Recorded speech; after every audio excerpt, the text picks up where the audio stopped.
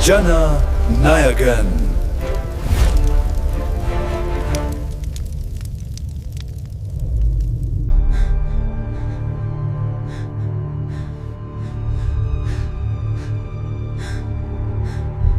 Forward ever, backward never. Forward ever, backward never.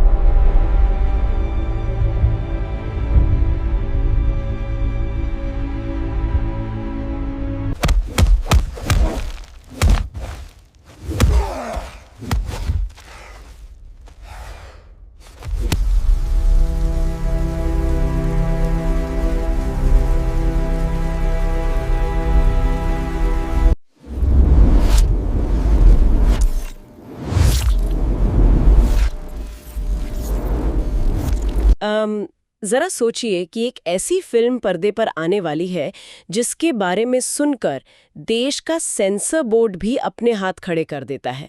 मतलब वो सीधे कहते हैं कि देखिए ये हमारे अधिकार क्षेत्र से बाहर है, इसे आप सीधे चुनाव आयोग के पास भेजिए। हाँ, ये सुनने में बिल्कुल किसी पॉलिटिकल थ्रिलर नॉवेल का प्लॉट लगता है, लेकिन ये वाकई में हुआ है।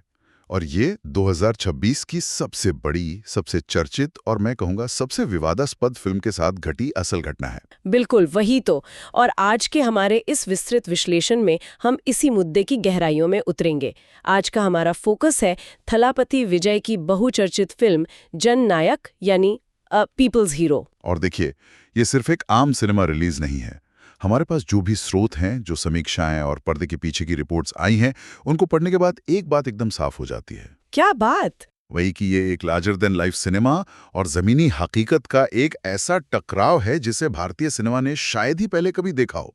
मतलब थलापति विजय पिछले कई दशकों से सिल्वर स्क्रीन पर राज कर रहे हैं, पर ये उनका आखिरी सफर है। हाँ, क्योंकि इसके बाद वो पूरी तरह से राजनीति में उतर रहे हैं। बिल्कुल, उनका आगे का रास्ता अब एक पॉलिटिकल मंच पर है। और यही वो मोड़ है जहां आज का हमारा मिशन तय होता है।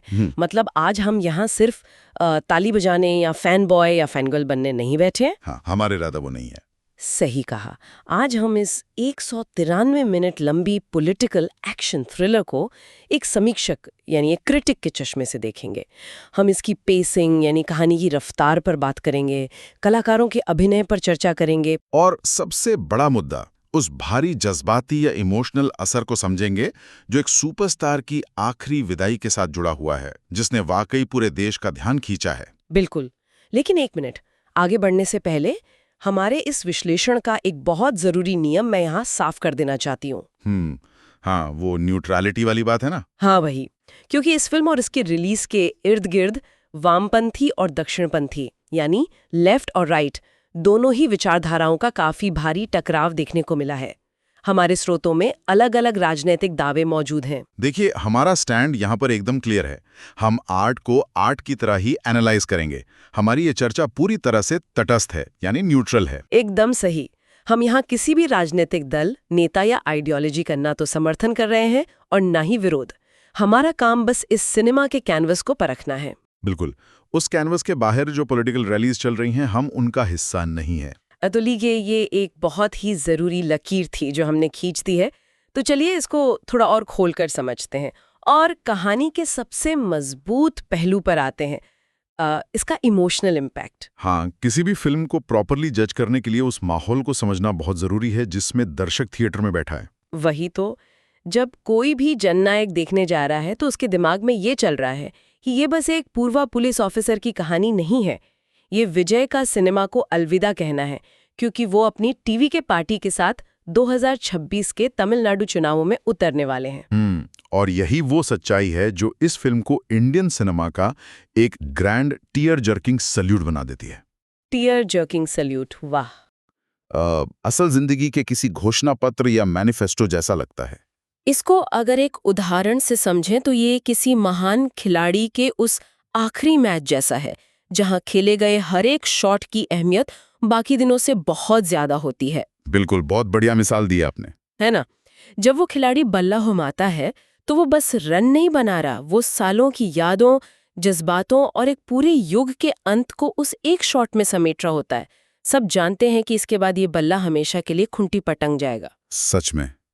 और जननायक में विजय की आंखों में दिखने वाला वो गुस्सा, वो दर्द, उसी आखिरी शॉट की तरह है। अच्छा, उस गुस्से और दर्द को बेस देने के लिए कहानी में एक मुद्दा भी तो रखा गया है ना? हाँ, कहानी में इस गुस्से को एक बहुत ही ठोस और इंसानी जमीन दी गई है।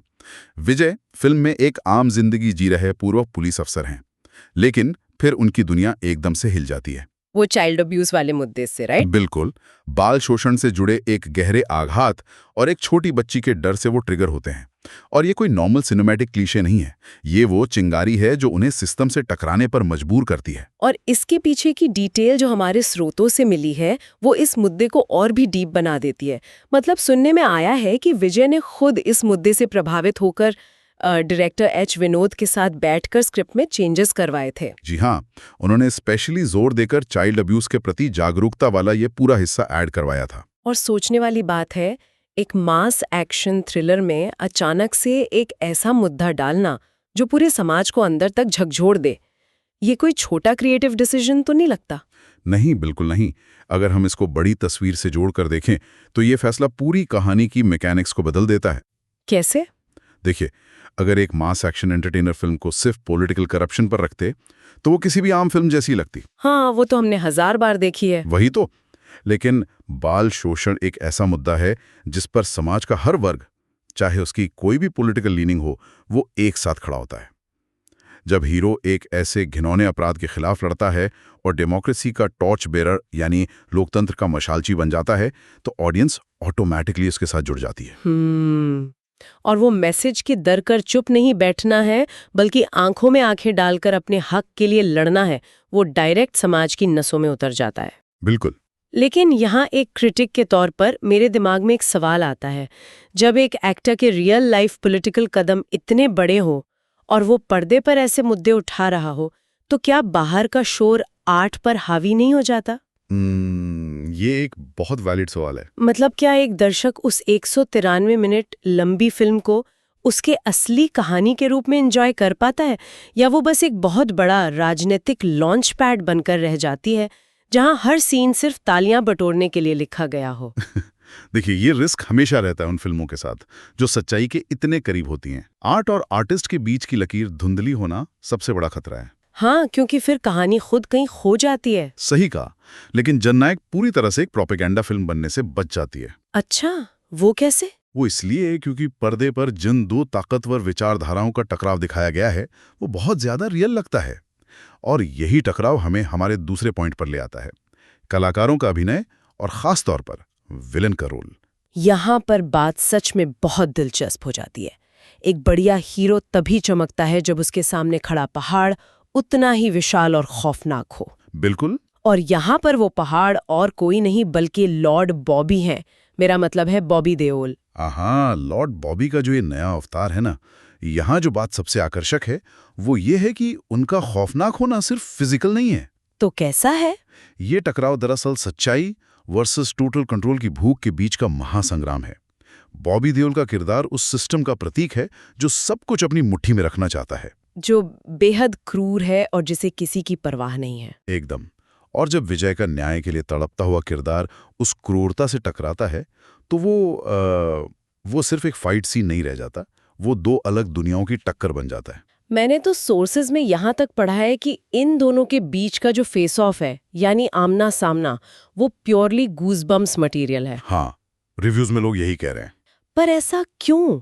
एक्शन तो हम हर तीसरी फिल्म में देखते हैं, फिर इसमें ऐसा क्या लगे जो रोंगटे खड़े कर रहा है? इसका सीधा सा जवाब है विनोद के लिखे गए धारदार संवाद, यानी शार्प डायलॉग्स। ओहो, डायलॉग्स। हाँ, ये फिल्म सिर्फ मुक्कों और गोलियों के सहारे नहीं आगे बढ़ती, ये डायलॉग्स के जरिए सीधा वार करती है। जब विजय और बॉबी देओल आमने सामने होते हैं तो उनकी बातों में आज के सामाजिक और राजनीतिक हालात की बहुत तीखी आलोचना छुपी होती है। मतलब उन्होंने रोजमर्रा की समस्याओं को, भ्रष्टाचार और सत्ता के अहंकार को बातों में पिरो दिया है। बिल्कुल। ये एक इंटेलेक्चुअल बैटल है जो किसी फिजिकल फाइट से कहीं ज्यादा इम्पैक्ट छोड़ता है। ये सब सुनकर लगता है कि विजय और बॉबी देओल तो पूरी फिल्म में छाए हुए हैं, पर क्या इस स्टार ड्रिवन फिल्म में जो एक सुपरस्टार की विदाई के नाम है, दूसरे कलाकारों को जगह मिल पाती है? ये अक्सर ऐसी फिल्मों में एक प्रॉब्लम होती है। वही ना, मैं वही सोच रही थी कि क्या पूजा हेगड़े या प्रकाश राज जैसे इतने बड़े कलाकार कहानी का आधार बन पाते हैं, या फिर वो बस बैकग्राउंड में प्रॉप्स की तरह रह जाते हैं? देखिए, आमतौर पर ऐसी फिल्मों में साइड कैरेक्टर्स बस हीरो की महानता बढ़ाने के लिए होते हैं, पर जननायक की कास्ट इस धारणा को तोड़ती है। कैसे? किसी एग्जाम्पल से बताइए। जैसे ममिता बायजू का किरदार ले लीजिए, जो चाइल्ड अब्यूज वाला सेंसिटिव ट्रैक है, उसमें उनकी प्रेजेंस कहानी को एक जरूरी ठहराव और इमोशनल जमीन देती है। अच्छा, मतलब वो टिपिकल रोने धोने वाली विक्टिम टाइप नहीं है? नहीं, बिल्कुल नहीं। वो कहानी के दर्द को ऑडियंस के दिल तक पहुंचाने का असली जरिया बनती है। और उसी तरह पूजा हेगड़े का किरदार भी उस वायलेंट और फास्ट दुनिया में एक शांत सेंटर पॉइंट की तरह काम करता है। ये बहुत अच्छी बात है। और जहाँ तक नॉस्टैल्जिया की बात है, फिल्म ने प्रकाश राज और विजय की जोड़ी को साथ लाकर एक बहुत ही मास्टर स्ट्रोक खेला है। हाँ, 7वीं बार वो साथ स्क्रीन शेयर कर रहे हैं। गिली और वारिसू जैसी हिट्स के बाद इन दोनों को पर्दे पर देखना ऑडियंस के लिए एक बहुत कंफर्टेबल, जानी पहचानी फीलिंग लाता है। और जब इतना पॉलिटिकल टेंशन चल रहा हो पर्दे पर, तब प्रकाश राज जैसे वेटरन एक्टर का होना एक मजबूती देता है ना? बिल्कुल देता है। और उनके साथ साथ गौतम वासुदेव मेनन, नारायण और प्रियामणि का होना भी इस बात की गारंटी है कि कास्टिंग बहुत सॉलिड हुई है, सिर्फ चेहरे नहीं भरे गए हैं। तो एक्टिंग के मामले में तो फिल्म अपनी जगह क्लियर कर लेती है, लेकिन अब थोड़ा एक कदम पीछे हटकर पूरे सिनेमैटिक एक्सपीरियंस और उसके स्ट्रक्चर की बात करते हैं। आप पेसिंग और इन चीजों की तरफ इशारा कर रही हैं। हाँ, दमदार एक्टिंग अपनी जगह है, पर एक क्रिटिक के लिए कहानी की रफ्तार यानी पेसिंग देखना बहुत जरूरी है। और रिलीज से पहले जो रियल लाइफ ड्रामा चला, उसको देखते हुए फिल्म का पेसिंग वाला हिस्सा थोड़ा लड़खड़ाता जरूर है। बिल्कुल, और इस लड़खड़ाहट का सबसे बड़ा कारण है फिल्म का लंबा रन टाइम। 193 मिनट यानी 3 घंटे और 13 मिनट। आजकल जब लोगों का अटेंशन स्पैन इतना छोटा हो गया है कि लोग 20 सेकंड की रील स्किप कर देते हैं, ऐसे में इतनी लंबी फिल्म को बांध कर रखना अपने आप में हिमालय चढ़ने जैसा है। सही कहा आपने। तो इस सब का आखिर मतलब क्या है? देखिए, हम इस 193 मिनट की फिल्म को एक मैराथन रेस से कंपेयर कर सकते हैं। अच्छा, कैसे? एनर्जी से भरा होता है, कैरेक्टर्स का आना, प्लॉट सेट होना, पर जैसे ही फिल्म सेकेंड हाफ में जाती है, एक अजीब सी थकान लगने लगती है, रफ्तार थोड़ी धीमी हो जाती है। और इसके पीछे एक बहुत ही लॉजिकल टेक्निकल वजह भी है। वो क्या? ये कि जान नायक पूरी तरह से ओरिजिनल कहानी नहीं है। अच्छा, हाँ, ये रीमेक है। बिल्कुल, ये 2023 की तेलुगु हिट फिल्म भगवंत केसरी का एक पॉलिटिकली चार्ज्ड रीमेक है। तो इससे क्या नुकसान होता है? देखिए, रीमेक होने से कहानी थोड़ी प्रिडिक्टेबल हो जाती है। जो लोग ओरिजिनल देख चुके हैं या इस फॉर्मेट को जानते हैं, उन्हें पता होता है कि आगे क्या होने वाला है। हाँ, और जब वही सेम चीज 3 घंटे तक खींची जाए तो ऑडियंस का ध्यान भटकना लाजमी है। बिल्कुल। वहीं पर अनिरुद्ध रविचंद्र का चार्ट बस्टर म्यूजिक आकर एक एनर्जी ड्रिंक का काम करता है उस मैराथन रनर के लिए। वही तो मैं कहने वाला था। हाँ, जब भी पेस स्लो होता है या ऑडियंस थकती है, वो अनिरुद्ध का बैकग्राउंड स्कोर और बीट्स अचानक से सबको वापस स्क्रीन की तरफ खींच लेते हैं। वो म्यूजिक उस धीमेपन को छुपाने की पूरी कोशिश करता है। म्यूजिक नो डाउट इस फिल्म की सबसे बड़ी ताकतों में से एक है, लेकिन इस धीमेपन का ना एक और बड़ा मनोवैज्ञानिक कारण है। कैसा कारण? जो इस फिल्म की बाहरी दुनिया के कंट्रोवर्सी से जुड़ा है। दर्शक जब थिएटर में एंटर करता है तो वो ऑलरेडी बहुत सारी मेंटल फटीग या थकान लेके आ रहा है। वो रिलीज में डीले और कंट्रोवर्सीज, ये समझना वाकई बहुत जरूरी है। स्रोतों से पता चलता है कि पर्दे के पीछे का ड्रामा किसी थ्रिलर से कम नहीं था। बिल्कुल नहीं था।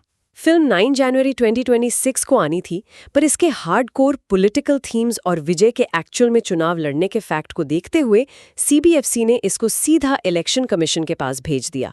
और इसकी वजह पता क्या थी? क्या? भारत में जब इलेक्शंस होते हैं तो मॉडल कोड ऑफ कंडक्ट यानी आदर्श आचार संहिता लागू होती है। हाँ, ये तो सबको पता है। तो चुनाव आयोग का काम है ये देखना कि किसी कैंडिडेट को गलत फायदा ना मिले। अब सोचिए, एक ऐसी फिल्म आती है जहां चुनाव लड़ रहा नेता पर्दे पर एक मसीहा बनकर सिस्टम उखाड़ रहा है। ओह, तो वो उस नेता के लिए एक करोड़ों रुपए का मेगा एडवर्टीजमेंट बन सकता है, जिसका वोटर्स पर डायरेक्ट असर होगा। एग्जैक्टली। इसी लीगल पॉइंट की वजह से फिल्म को रोका गया और इसमें महीनों की देरी हुई। और बात सिर्फ देरी की नहीं थी, राज्य में एक पॉलिटिकल वॉर शुरू हो गई थी। न्यूज़ चैनल, सड़कों पर धरना, हर जगह बस यही चल रहा था। दर्शक पे सबका बोझ पड़ रहा था। और उसके बाद वो सबसे बड़ा झटका लगा। 9 अप्रैल 2026 का लीक। हाँ, 9 अप्रैल 2026 को पूरी 193 मिनट की फिल्म ऑनलाइन लीक हो गई। केवीएन प्रोडक्शंस को तब रातों रात पायरेसी और लीगल बैटल्स लड़नी पड़ी। बाप रे! अब आप उस आम दर्शक के पॉइंट ऑफ व्यू से सोचिए। पहले महीनों का वेट, फिर हर रोज टीवी पर डिबेट, फिर सेंसर बोर्ड और एंड में लीक का चक्कर। इससे एक भारी थकान पैदा होती है। वही मैं सोच रही थी कि क्या जो थकान दर्शक सेकंड हाफ में महसूस कर रहे हैं वो प्योरली एडिटिंग की गलती है या फिर इन सब रियल लाइफ कंट्रोवर्सीज का रिजल्ट है। ये एक बहुत ही वैलिड सवाल उठाता है। देखिए, जब रियलिटी का ड्रामा स्क्रीन पर हावी होता है हाँ। तो ऑडियंस का धैर्य टूटने लगता है। हाँ, वो एग्जॉस्ट हो जाते हैं। लेकिन एक तटस्थ यानी अनबायस्ड क्रिटिक होने के नाते मुझे ये मानना पड़ेगा कि रीमेक का बोझ और ये लंबा रन टाइम दोनों ही टेक्निकल गलतियां भी हैं। मतलब विनोद से यहाँ थोड़ी चूक हुई है। देखिए, वो बहुत सटीक डायरेक्टर हैं, पर यहाँ पॉलिटिकल मैसेज और इमोशंस को मैनेज करने के चक्कर में एडिटिंग वाली कैंची उतनी नहीं चली जितनी चलनी चाहिए थी। ठीक है, तो अब हम इन सब बातों को अगर सम अप करें तो जयन नायक का क्या फाइनल वर्डिक्ट निकल कर आता है? मैं कहूँगा कि फ्लॉस के बावजूद ये फिल्म बचा लेती है अपने आप को। हाँ, सिलसिलेवार देखें तो 3 घंटे से ऊपर का टाइम और रीमेक होना इसको परफेक्ट तो बिल्कुल नहीं बनाता, पर इसके बावजूद ये लोगों पर अपना असर छोड़ रही है। क्योंकि टेक्निकल चूक से अलग इसका जो इमोशनल कोर है वो सॉलिड है। विजय ने अपनी आत्मा डाल दी है इस रोल में। हाँ, उनकी एक्टिंग, बॉबी देओल के साथ वो टकराव, धारदार डायलॉग्स और अनिरुद्ध का म्यूजिक, ये सब मिलकर उन गलतियों को कवर कर लेते हैं। एंड में ये एक ऐसी इमोशनल मास एंटरटेनर फिल्म है जो हिस्ट्री में याद रखी जाएगी। बिल्कुल। और एक बार फिर यहाँ मैं याद दिला दूं कि हमने जो भी बातें आज की हैं वो एक पूरे सिनेमैटिक एनालिसिस का हिस्सा थी। हम किसी भी राजनीतिक विचारधारा का समर्थन नहीं करते, बस एक फिल्म का समाज पर असर समझने की कोशिश कर रहे थे। हाँ, क्योंकि सिनेमा असल में समाज की सच्चाई और कल्पना का ही तो मिश्रण है, और जब दोनों टकराते हैं तो वो बस एक रिलीज नहीं रहती, एक घटना बन जाती है। क्या बात है।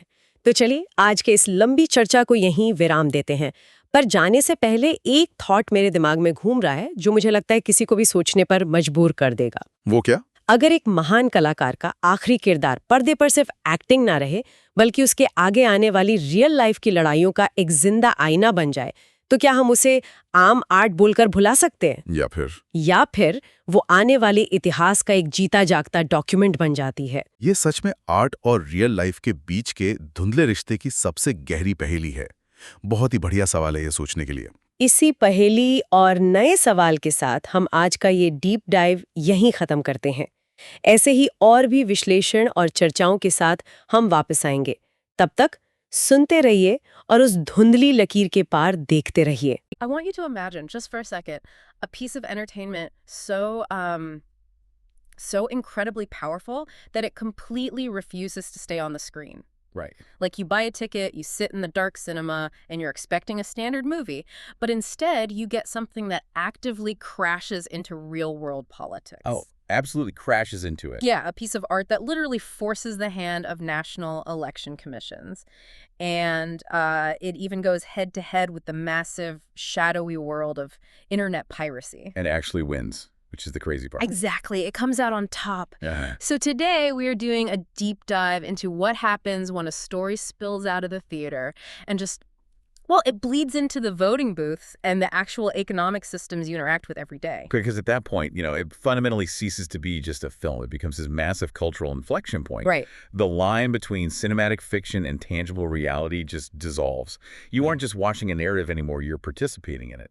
That is the exact phenomenon we're unpacking. And our guide for this deep dive brings such a grounded, refreshing perspective to all this high-level chaos. Yeah, it's not your typical Hollywood analysis. No, not at all. We are pulling from this highly detailed, super passionate breakdown by an edutainment creator named Abrar. And what makes Abrar's analysis so compelling is his context.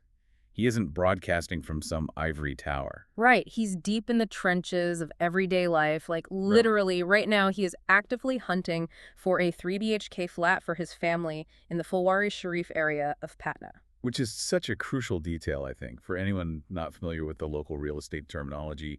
A 3 BHK that's 3 bedrooms, a hall, and a kitchen. The ultimate middle-class dream. Exactly. It represents stability, it's space for the family, and in Abrar's case, he's trying to carve out a dedicated corner for an editing bay. Yeah, and Fulwari Sharif is this bustling, densely packed, everyday neighborhood in eastern India.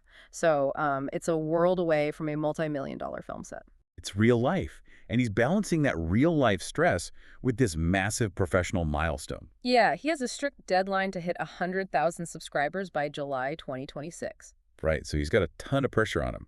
So when a guy with that much on his plate analyzes media, he's not just looking at, like, lighting choices for art theory. He's looking at how these giant cinematic narratives actually impact people on the ground. He's reading the socioeconomic text beneath the blockbuster, basically, asking, how does this relate to my family in Patna? And the movie he's analyzing is an absolute behemoth. We're looking at the 193-minute masterpiece, Jana Nayagan, starring Thalapathy Vijay. Abrar makes a really bold claim right out of the gate with this one. Yeah, he says we aren't just looking at an action movie. We are exploring a visual textbook of power centralization, geopolitical breakdowns, and market manipulation. It really is a case study on how a theatrical release essentially becomes a real-world revolution.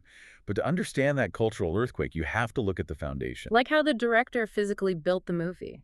Exactly. How director Vinoth constructed this world.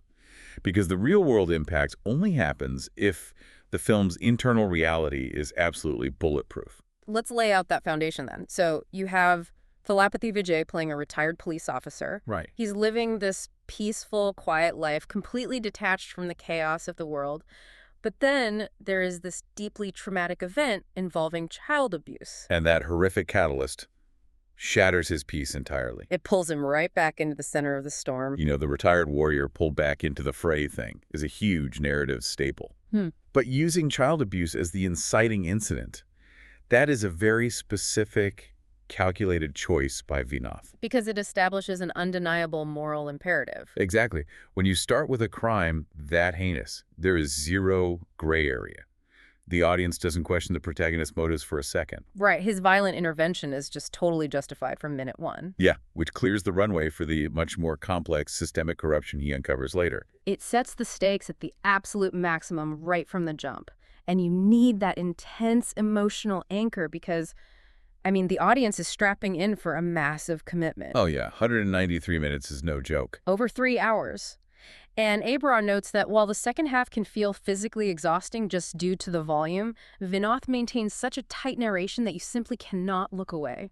The tension between physical fatigue and narrative engagement is a real biological challenge for filmmakers. Right. A 3-hour film puts a heavy cognitive load on the viewer. Right. But tight narration, meaning every single scene pushes the plot forward or reveals character depth with zero wasted motion, it counteracts that fatigue. It keeps your brain in a constant state of problem solving. Exactly. It's constant anticipation. It honestly reminds me of picking up a massive Russian novel like Dostoevsky. You look at the page count and you know it's going to demand stamina. Right. You have to work for it. Yeah, it's dense, it requires work, but the meticulous construction makes it impossible to put down.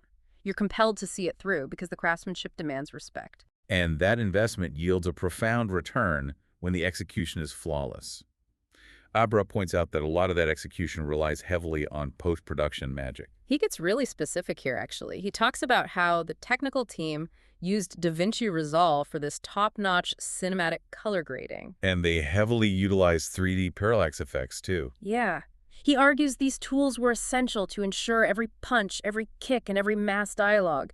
You know, those iconic lines designed to make a packed theater erupt lands straight in the audience's heart. It totally elevates Vijay's larger-than-life appeal. We should probably unpack the mechanics of that 3D parallax effect, actually. Go for it, because I think it's crucial to understanding how the film manipulates perception. So in a two-dimensional medium like cinema, a parallax effect artificially creates depth. It moves the background at a different, usually slower speed than the foreground. Oh, sort of like when you're looking out the window of a moving train? Yes, perfect analogy. Like, the trees right next to the tracks are blurring past you, but the mountains in the distance barely look like they're moving at all. It gives you this immediate sense of scale. That is the exact mechanism. Oh. Now, apply that to a political thriller. When the director uses parallax, specifically on the protagonist during a critical moment, it subtly separates him from his environment. The background slides away, isolating the hero. Right. The visual language is bypassing the script and telling your brain, this solitary figure is distinct. Against this massive corrupt system, he is monumental. Exactly. It is a direct visual translation of mythic heroism. I see the mechanics of it, but I do have to push back a little here. If the core of the story is this gritty, dark, reality-like, starting with child abuse, does leaning so heavily into extreme 3D parallax and stylization risk overshadowing that raw reality? It's a very fair question. Like, does making him look like a mythic superhero actually detract from the horrific, very human-level crimes he's fighting? It's the eternal tightrope walk of mass appeal cinema. Think about it. If you present a 3-hour film about systemic child abuse and political corruption with unvarnished, documentary-style realism, It would be unwatchable. completely unwatchable for a broad audience, the sheer bleakness would be crushing. So the post-production techniques don't mask the story. They serve as a translation mechanism. A translation mechanism for what, exactly? For moral fortitude. They take the protagonist's internal righteousness and turn it into a visual language the audience can digest. Oh, so it's like visual sugar. Precisely. The stylized punches, the graded hero shots, it's a spoonful of visual sugar that helps the incredibly bitter medicine of the social commentary go down. So when he lands a punch, the heavy grading and the parallax make the audience feel the weight of systemic justice, not just a physical fist. Exactly. It makes emotional truth legible to millions of people sitting in a dark room. It anchors them so they don't drown in the themes. I'd ask you, listening to this, to think about your own favorite long-form media. Yeah, what keeps you hooked? Right, whether it's a huge binge watch or a 1,000-page book, what are the specific technical hooks that keep you engaged when fatigue sets in? Because when it's done right, the clock disappears. And, that meticulous visual construction isn't reserved just for the hero. No, not at all. A hero only appears truly towering if the system he's fighting is constructed with equal precision. Which brings us perfectly to the antagonist's world.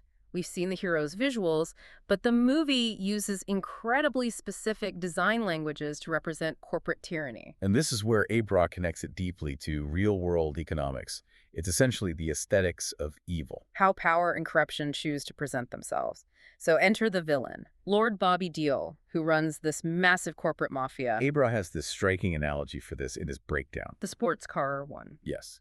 He describes Bobby Deol's corporate structure as being like the transportation design of a high-end sports car. Flawless, aerodynamic, futuristic. With this glossy, perfect exterior. But the engine powering it is explicitly designed to crush the freedom of the common public. Let's think about what makes a sports car aerodynamic. The entire purpose of the design is to encounter the minimum amount of resistance or friction from the air. It's built to slice through the atmosphere. Right. So map that onto a corporate mafia. What represents friction to a massive monopoly? Well, friction would be anything that slows down pure profit. So government regulations, labor laws, human rights. Fair wages? Yeah, and local independent competition. All of those create drag on profit generation. So this corporate entity designs an exterior that looks sleek and progressive. Which allows it to cut through society without facing resistance from the public, while the engine destroys the economic fabric of that society. It hides its destructive nature behind the illusion of progress. And the visual branding of the villain's operations in the film reflects this perfectly. Abrar points out such great details here. He mentions they use minimalist, premium UI aesthetics, a neat navy blue and white color scheme, and elegant traditional serif fonts. Which is brilliant because they weaponize the psychology of design. I really need to break down the psychology here, though. Because we're socially conditioned to associate danger with chaos, right? Blaring red alarms, jagged edges, noise. Exactly. So why does extreme order like a neat navy blue user interface feel so deeply menacing in the context of market monopolies? It comes down to the concept of institutional coldness. When danger is chaotic and loud, it's fundamentally human. Right, it's flawed. It makes mistakes, it operates on passion, which means it can be reasoned with or fought. But when danger presents itself as minimalist perfection, it signals a lack of human messiness. And no messiness means a total absence of empathy. Exactly. The perfection itself is the threat. It implies you are dealing with a machine, not a person. Look at the color psychology. Navy blue. Navy blue is the universal standard for banks, big tech, police forces. It projects stability and authority. It's designed to pacify you. And a white represents, like, surgical sterility. Right. And those elegant serif fonts, the ones with the little feet on the letters, they project deep tradition and immovable rules. Like they were carved into marble. It's the visual language of, we are smarter than you, bigger than you, and our dominance is inevitable. It immediately makes me think of modern tech giants. Yes. It's like a poisoned apple, beautifully packaged in a sleek, minimalist unboxing experience. It feels like an upgrade to your life, but it's actually a cage designed to harvest your value. You willingly walk right into the cage because the UI is so pleasant. And this is where Abrar pulls this macroeconomic concept right down to street level. The film acts as a visual textbook on market manipulation, holding a mirror to actual monopolies. And Abrar connects this directly to his own family. He brings up his brother, right? Yeah, his brother runs a local general store and cosmetic shop. And Abrar notes that his brother constantly faces existential threats to his profit margins from these giant, perfectly designed corporate nexuses. Abrar's brother is the friction in that sports car analogy. Right. His cosmetic shop is the drag that the aerodynamic corporate engine is designed to eliminate. When a massive corporation uses its scale to artificially manipulate the market, driving down prices temporarily just to starve out local competition, they are utilizing that cold, navy blue strategy. That is the essence of systemic design. Villainy isn't a guy twirling a mustache in a dark room anymore. No, it's an aesthetically pleasing algorithm maximizing shareholder profit at the expense of human livelihood. And the film takes this abstract economic violence that Abrar's brother faces and gives it a face in Lord Bobby Deal. Complete with that terrifyingly clean aesthetic. I really challenge you to take a moment today and look at the apps on your phone. Look at the branding of the companies you interact with the most. The banking apps, delivery services. Notice the colors, notice the fonts. Do those sleek interfaces ever give you the subtle feeling that your beta or financial freedom is being quietly harvested? Because the film suggests the prettier the interface, the more ruthless the engine underneath. It is a really sobering lens for viewing our daily tech interactions. But thankfully, the film doesn't leave the audience in total despair. No, it pivots to the antidote. Having established the automated, ruthless villains, it pivots to the irreplaceable human element. We've seen the machine. Now we look at what grounds the film against absolute automation. And this applies to human creativity itself, really. Because a systemic critique is intellectual, but a film needs an emotional tether to resonate. And Abrar points out who provides that tether. He highlights the performances of two incredible actresses, Pooja Hegde and Mamita Baiju. They are so crucial to this. He says that through them, the fear and helplessness of the common person are beautifully portrayed. They provide the emotional core. If Vijay is the untouchable mythic hero and Bobby Deal is the architect of systemic evil, then Pooja Hegde and Mamita Baiju represent the actual stakes. They're the collateral damage. The machine is crushing. And what's fascinating is how Abrar connects their on-screen performances to his own behind-the-scenes life as a creator. This is wild. Remember, he's under immense pressure to hit 100K subscribers by July 2026. So he needs to scale his output fast. He openly shares that he honestly considered using AI agents to automate his videos.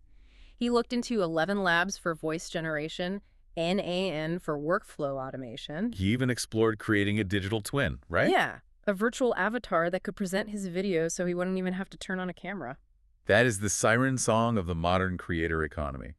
The tools exist to totally remove the friction of production. You can build your own aerodynamic content machine, but part of me thinks, why wouldn't he? He has a strict deadline. Exactly. He's dealing with real-world stress, looking for that 3 BHK flat in Patna.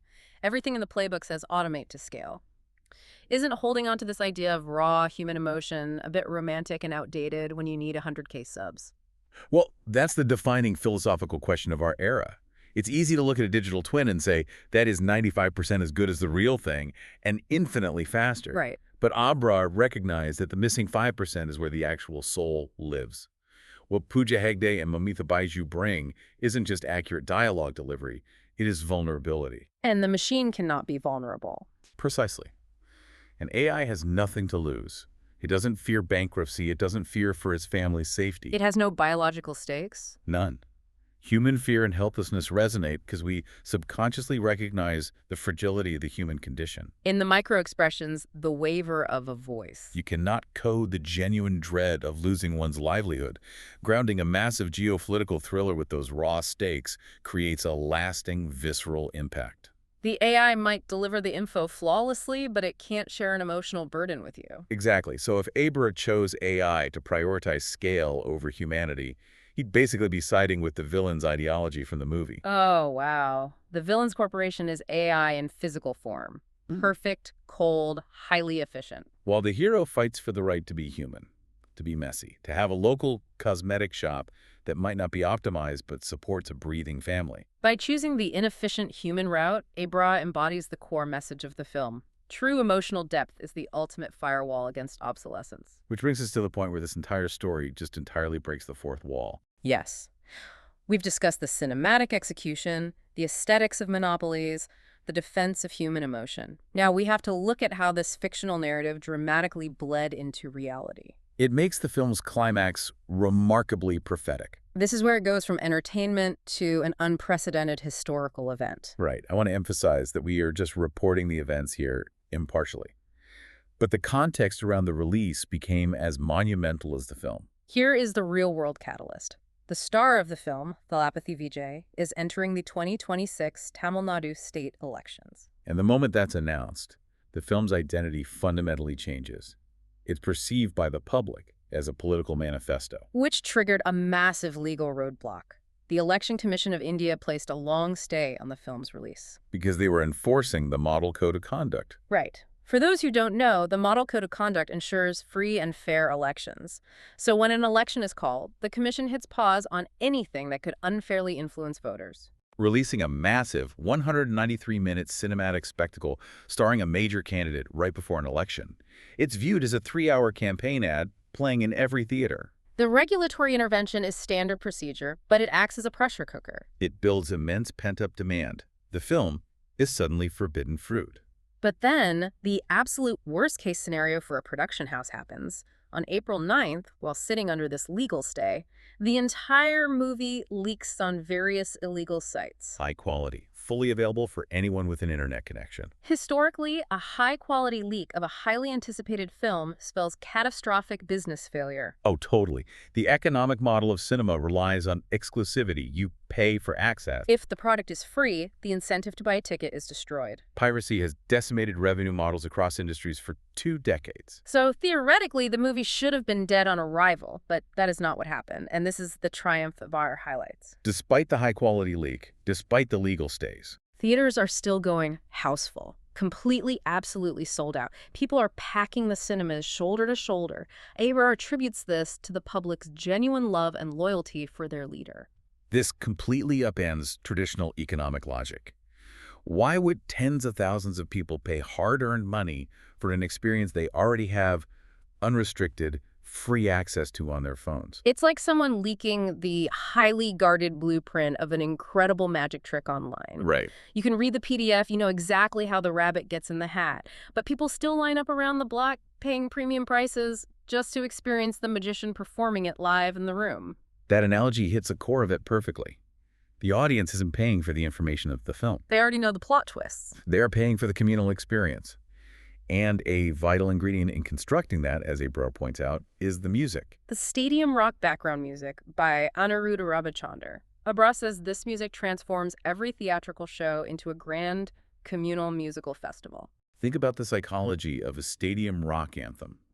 It's architecturally designed to synchronize the heartbeats of tens of thousands of people. So when Anirudh's score hits during a heroic moment, it's a chemical catalyst in the room. It takes an isolated viewer, someone who could easily watch this alone on a laptop, and turns them into an active participant in a larger social movement. It changes the entire definition of what a movie ticket even is. Yeah, are they even paying for a movie ticket at that point? Or are they effectively casting a primary vote? Yeah. They are buying a ticket to show physical, financial solidarity. It is an act of collective defiance. Watching the leaked version at home is isolated and passive. It means nothing. But showing up to a packed theater, cheering over Anirudh's music alongside hundreds of other people. That is an active demonstration of loyalty. The fandom transformed into a political base. And the theater transformed into a rally. The emotional and political connection to the creator entirely overpowered the economic convenience of piracy. A movie was deemed so politically potent that it was stayed by the Election Commission. It suffered a devastating internet leak. And it still triumphed simply because the audience decided the act of watching it together was more important than the content itself. It beat the internet not with better lawyers or anti-piracy software, but with wrong community. It redefines the value proposition of art in the digital age. It proves that a shared experience cannot be pirated. It really does. So let's bring all these incredible threads together. What Abrar has shown us through his deeply grounded lens is that Jana Nayagan is so much more than a 193-minute action flick. It is a meticulously structured critique of corporate monopolies. Exposing how sleek, minimalist UI design and elegant fonts are used as psychological warfare to mask economic ruthlessness. And it serves as a profound argument for the irreplaceable value of human vulnerability. A necessary bulwark against the cold perfection of AI automation, which is a lesson Abrar internalized in his own pursuit of his subscriber milestone. Choosing the messy reality of human emotion over the sterile efficiency of a digital twin. And most astonishingly, it became a real-world political lightning rod.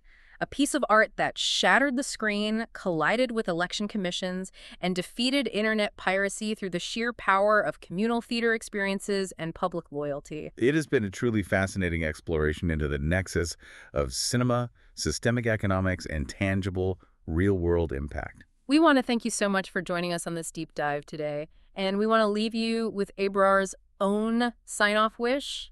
Take care of your family, just as he is doing looking for that flat in Patna, and always keep learning something new.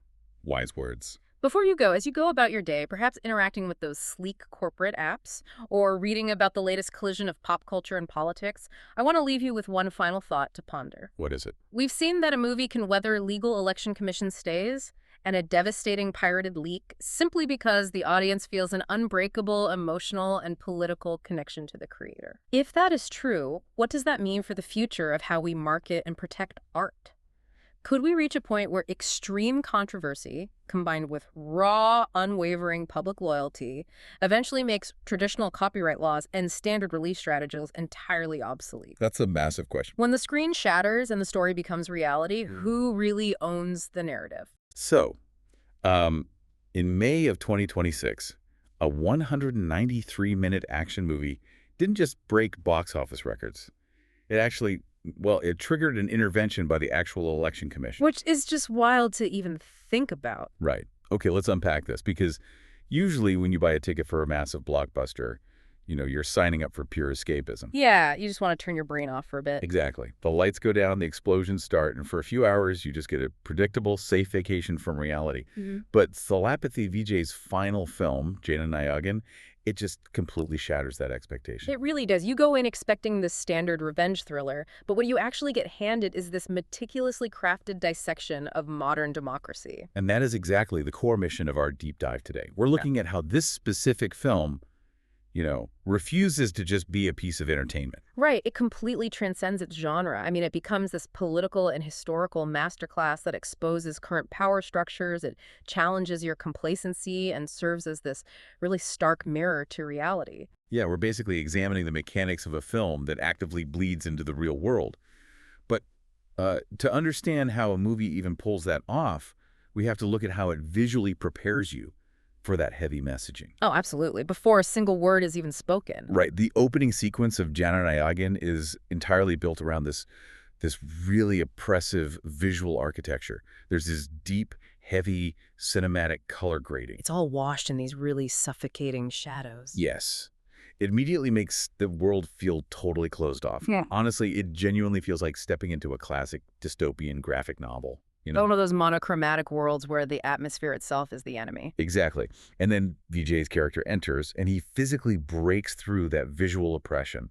The lighting shifts, the framing changes, and he arrives as this literal ray of hope, piercing a very dark canvas. And what's fascinating here is the psychology behind those technical choices. I mean, it's not just about establishing a moody aesthetic for the sake of it. No, not at all. Every single frame is engineered to manipulate the viewer's physiological state.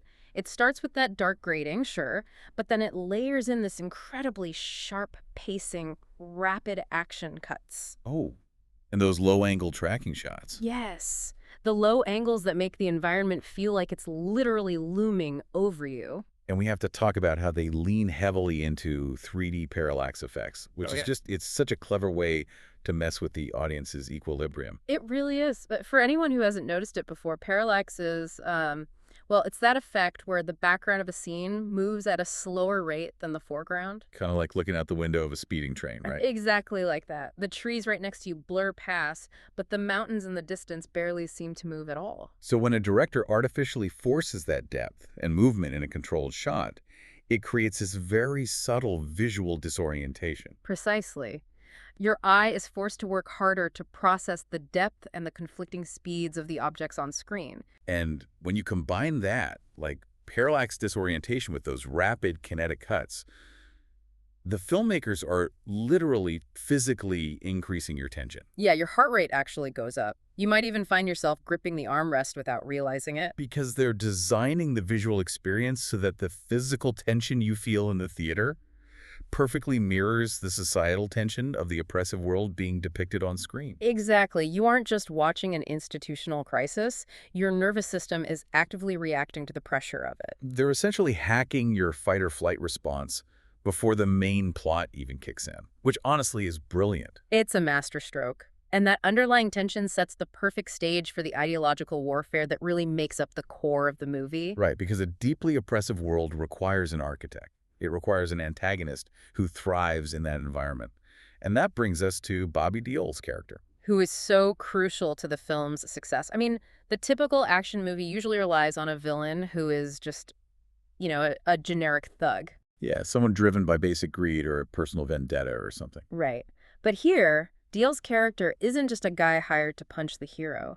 He is positioned as the literal embodiment of a corrupt, bureaucratic system. He represents the institutional framework itself. Yeah. And that distinction changes the entire flavor of the movie, right? Oh, completely. Because when the villain is a symbol for systemic rot rather than just an individual criminal, the dialogue has to evolve. It can't just be the usual action movie threats. Exactly. The conversations between Vijay and Adil aren't just them barking, I'm going to destroy you at each other. Their dialogues are direct, high-stakes ideological strikes. They are actively debating the illusion of choice. Deol's character argues from the perspective of an institution that views the public not as citizens, but as data points. Right. Data to be managed and controlled for the sake of stability. Yes. He represents the idea that true freedom is dangerous, and that a rigid, even corrupt hierarchy is completely necessary to keep society from collapsing into chaos. And then Vijay's character counters that by arguing for the fundamental, messy right to public freedom and transparency. And really quickly, just to be completely clear for everyone listening, we are not taking sides on any of these left-wing or right-wing political theories here. Oh yeah, absolutely not.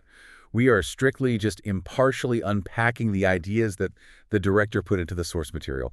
We're just reporting what the film presents. Right, exactly. We're just looking at the mechanics of the movie.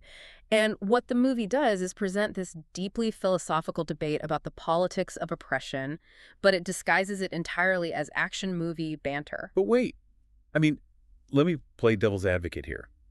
A 3-hour civics lecture disguised as an action movie sounds kind of exhausting. It does sound like a lot, doesn't it? Yeah, I'm putting myself in the theater seat right now.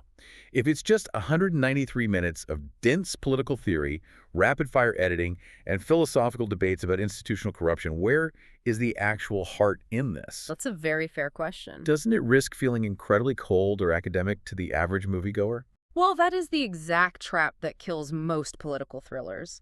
They become so obsessed with their own intellect that they forget the human element. Right. But that is precisely why the supporting cast in Jana Nayagan is the anchor of the entire narrative. Characters played by Pooja Hegde and Mamita Baiju are not there to be traditional romantic interests. Or just to add glamour to the poster, right? Exactly. They're the human cost of the political theories being debated. They ground those high-level concepts in reality. Yeah, there is a deeply sensitive sequence in the film dealing with child abuse that really highlights this. It's a devastating scene. This is where those ideological clashes we just talked about crash headfirst into reality.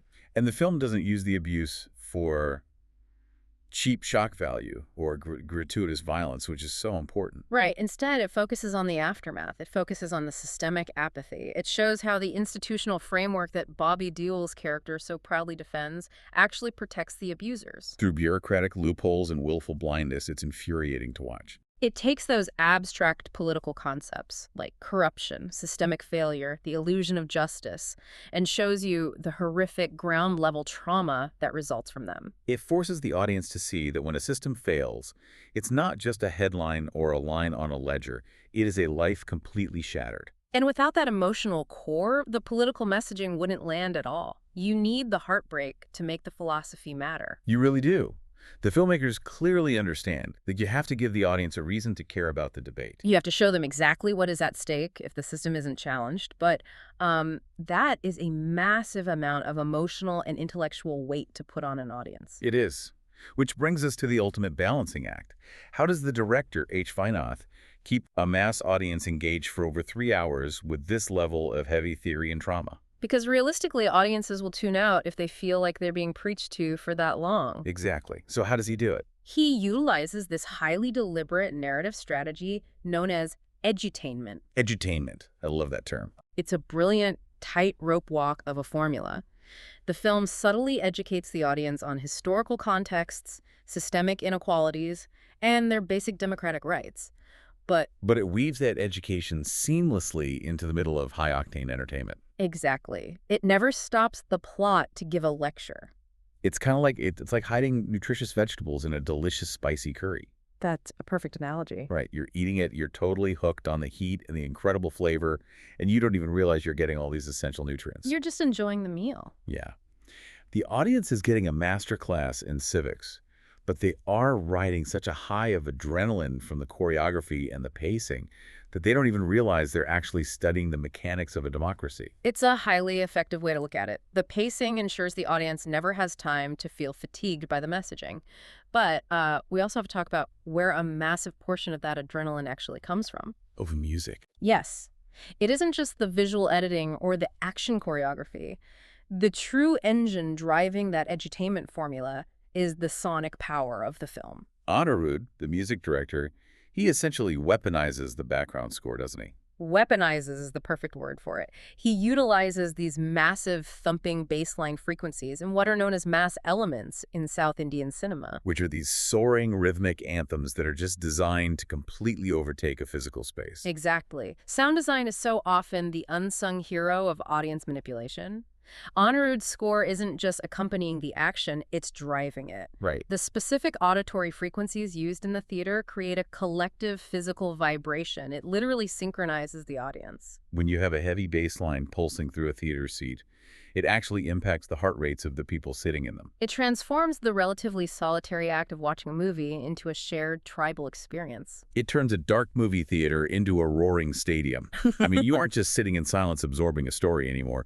The music commands you to react.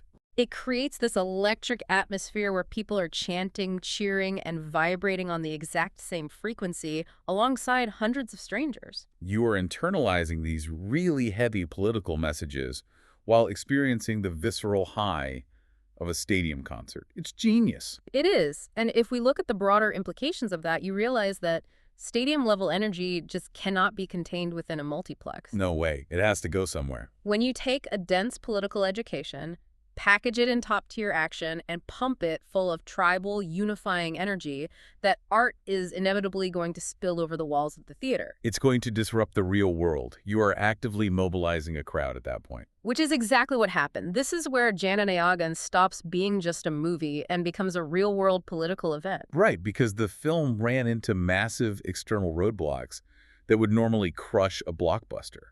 I mean, we're talking about coordinated leaks of the actual footage designed to derail the hype. And even more incredibly, we saw physical bureaucratic delays initiated by the actual election commission. It is such a remarkable moment of life, imitating art. It really is. Normally, if a film suffers a major leak or gets tangled in governmental delays, the momentum just dies. Yeah, the marketing cycle breaks down, the audience gets confused or loses interest, and the box office just plummets. But if we analyze the mechanics of what actually happened here, those roadblocks completely backfired on the institutions that created them. Because the audience was already primed.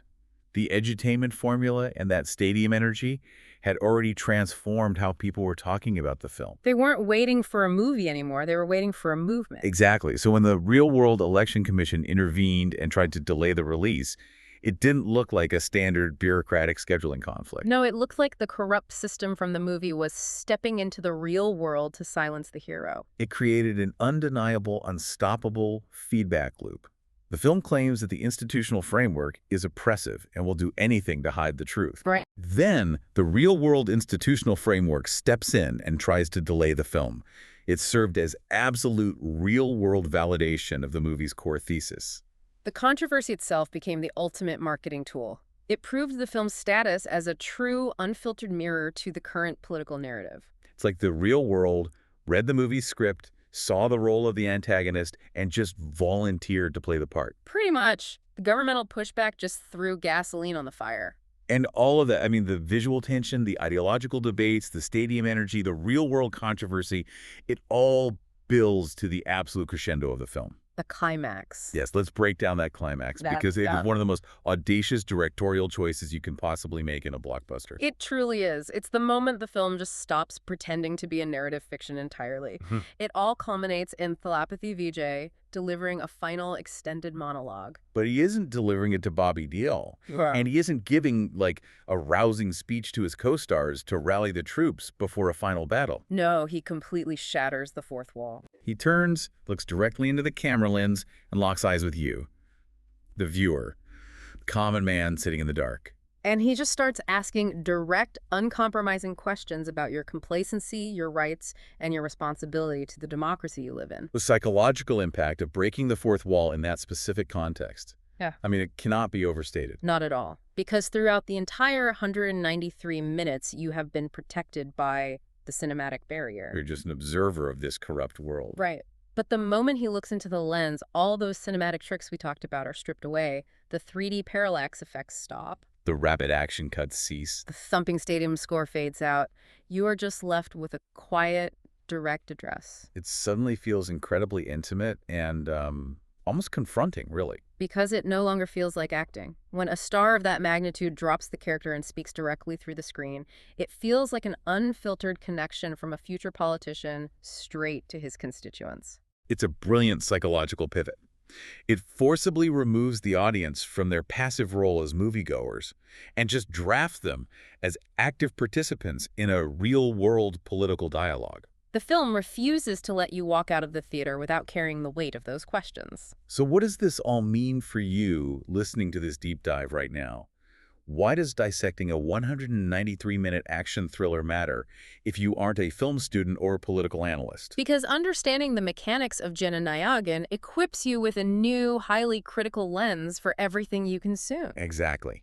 Next time you sit down to watch a piece of media, you won't just blindly absorb the flashing lights. You'll know how to spot the visual architectures. Yeah. You know, the low angles and the depth tricks that are quietly manipulating your physical tension. You will recognize when a character is actually just a stand-in for an entire institutional framework. You'll be able to taste the nutritious vegetables of political theory hiding right there in the middle of a spicy, stadium-shaking action sequence. You are now equipped to see the underlying frameworks hiding behind the glamour of everyday entertainment. And that is a powerful tool to have. But I think this leaves us with an incredibly important question to ponder long after this deep dive ends. It definitely does. We just discussed how a purely fictional action film triggered real-world election commission delays. Right. We watched it serve as a literal, direct-to-camera launchpad for a political ideology, mobilizing a massive population through sheer cinematic force. Yeah, so if a blockbuster movie can threaten real-world political structures effectively enough to cause bureaucratic panic,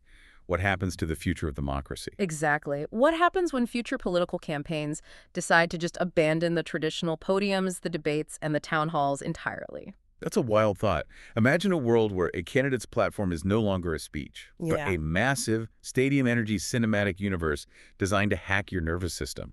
When the campaign trail becomes a blockbuster release schedule, where exactly is the line drawn between a moviegoer and a voter? You walk into the theater expecting a neatly packaged distraction, you know, a simple escape from reality. And you might just walk out ready to dismantle the system. Keep an eye on the shadows, everyone. Imagine, just for a second, right? Imagine walking into a movie theater. Okay. You're there for a big, noisy blockbuster.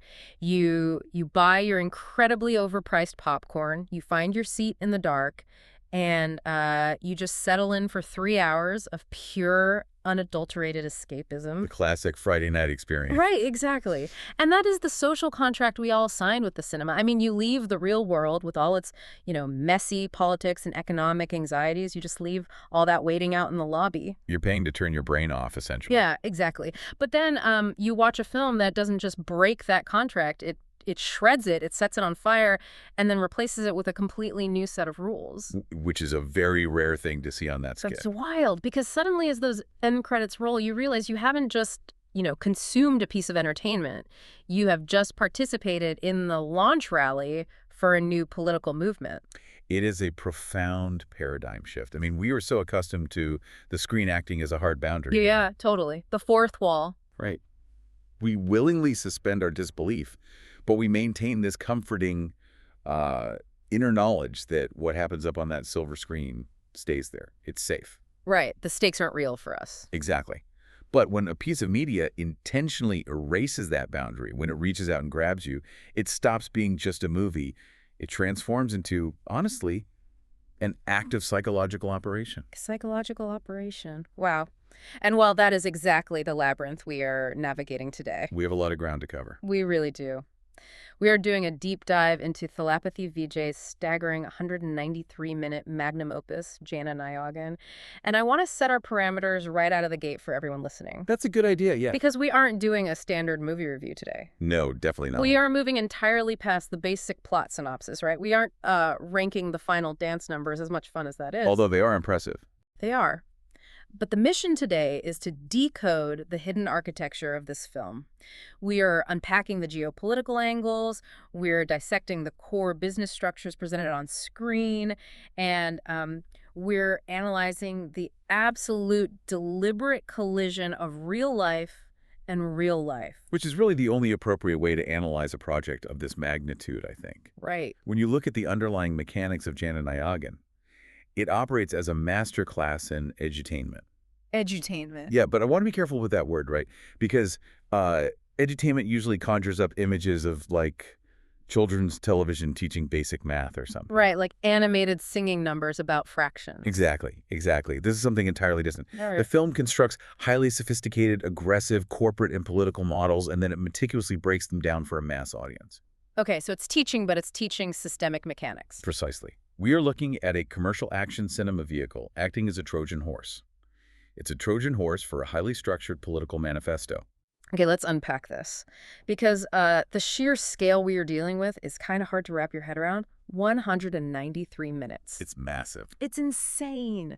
In an era where media executives are terrified of shrinking attention spans, where we are constantly told everything needs to be a 15-second vertical video just to retain engagement. Yep, TikTok effect, yeah. Right. So releasing a movie that runs well over 3 hours is a massive gamble. It is a flex, honestly.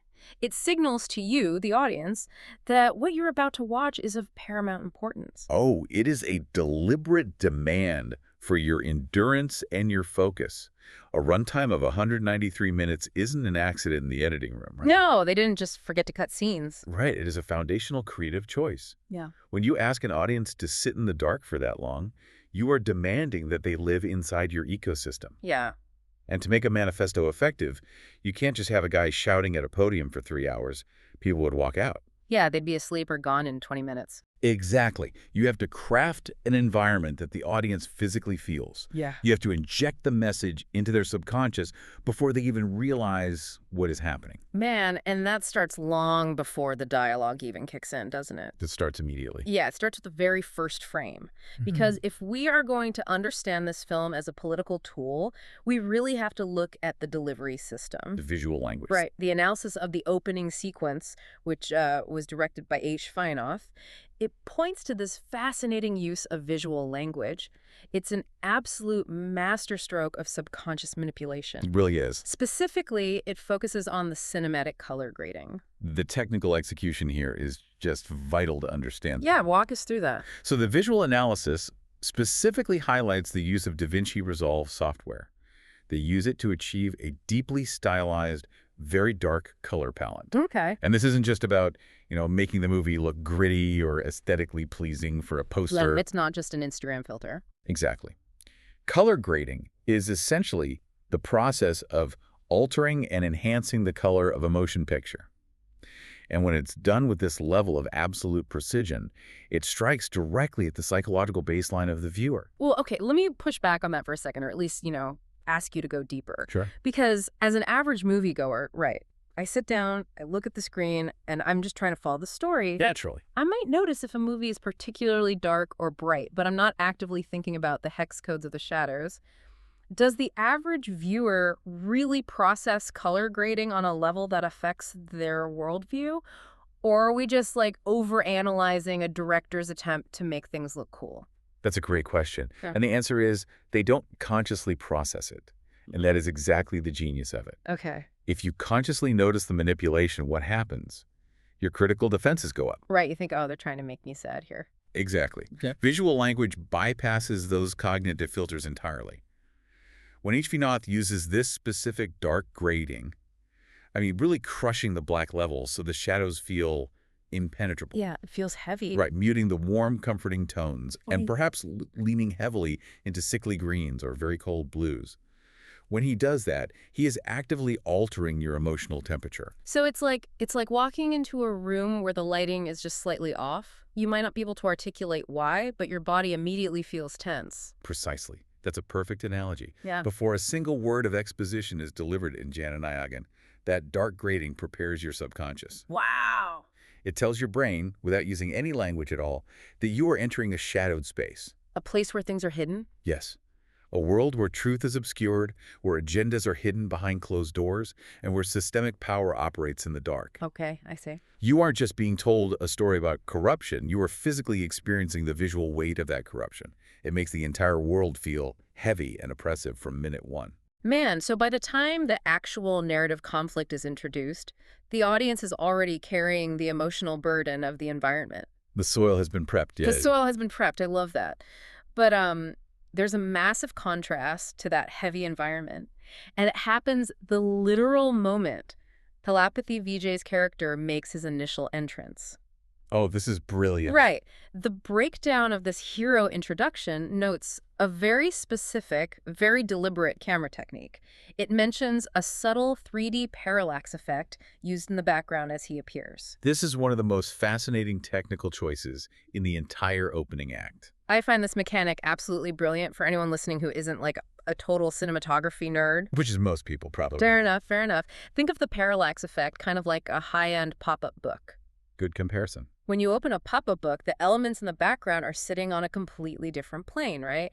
And as you move your head side to side, they seem to move at a different speed than the elements right in front of you. Exactly. It's basic optics.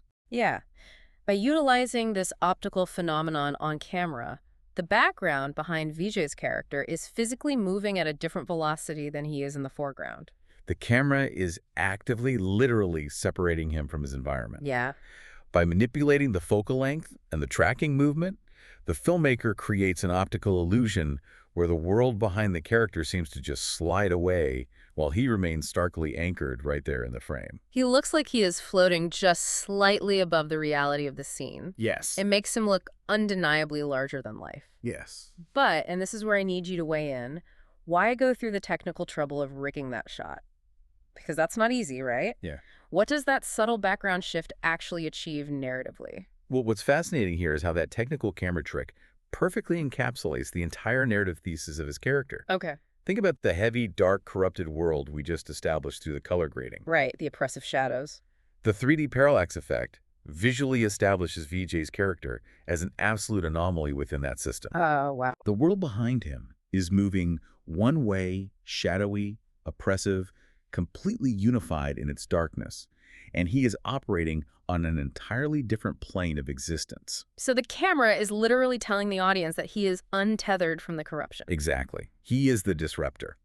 And because this is communicated purely through optics, the audience feels his power and his separation from the corrupted baseline before he even has to deliver a heroic monologue. He doesn't even have to open his mouth. No, it's visual storytelling operating at its absolute peak. Man, it saves so much narrative time, too. You don't need a supporting character to whisper to someone, hey, he's different from the rest of them. Right, show don't tell. Exactly. Your brain simply processes the shifting planes of the parallax and instinctively knows that he does not belong to the background. He is something new. Right. But establishing that isolation, it raises the immediate, obvious question. If the visual language isolates the hero so effectively, we have to understand what exactly he's isolated from. The core of the conflict. Yeah, who controls that dark background? Right, because you cannot have a hero of this magnitude without an antagonist of equal or, honestly, even greater systemic weight. You need a Goliath. You do. Yeah. And this is where the geopolitical and corporate analysis of the film becomes incredibly complex. Walk us through it. Well, the core conflict in Jana Nayagan is not your standard, honest politician fighting a grassroots opponent. Right. It is not a cop chasing a robber. The antagonist, who is played by Bobby Deol, represents a massive, sprawling corporate and geopolitical nexus. The analysis points out that his character runs a monopoly. A sweeping, omnipresent monopoly that essentially dictates the daily lives of the public and acts as the true engine of the entire country's economy. Yes.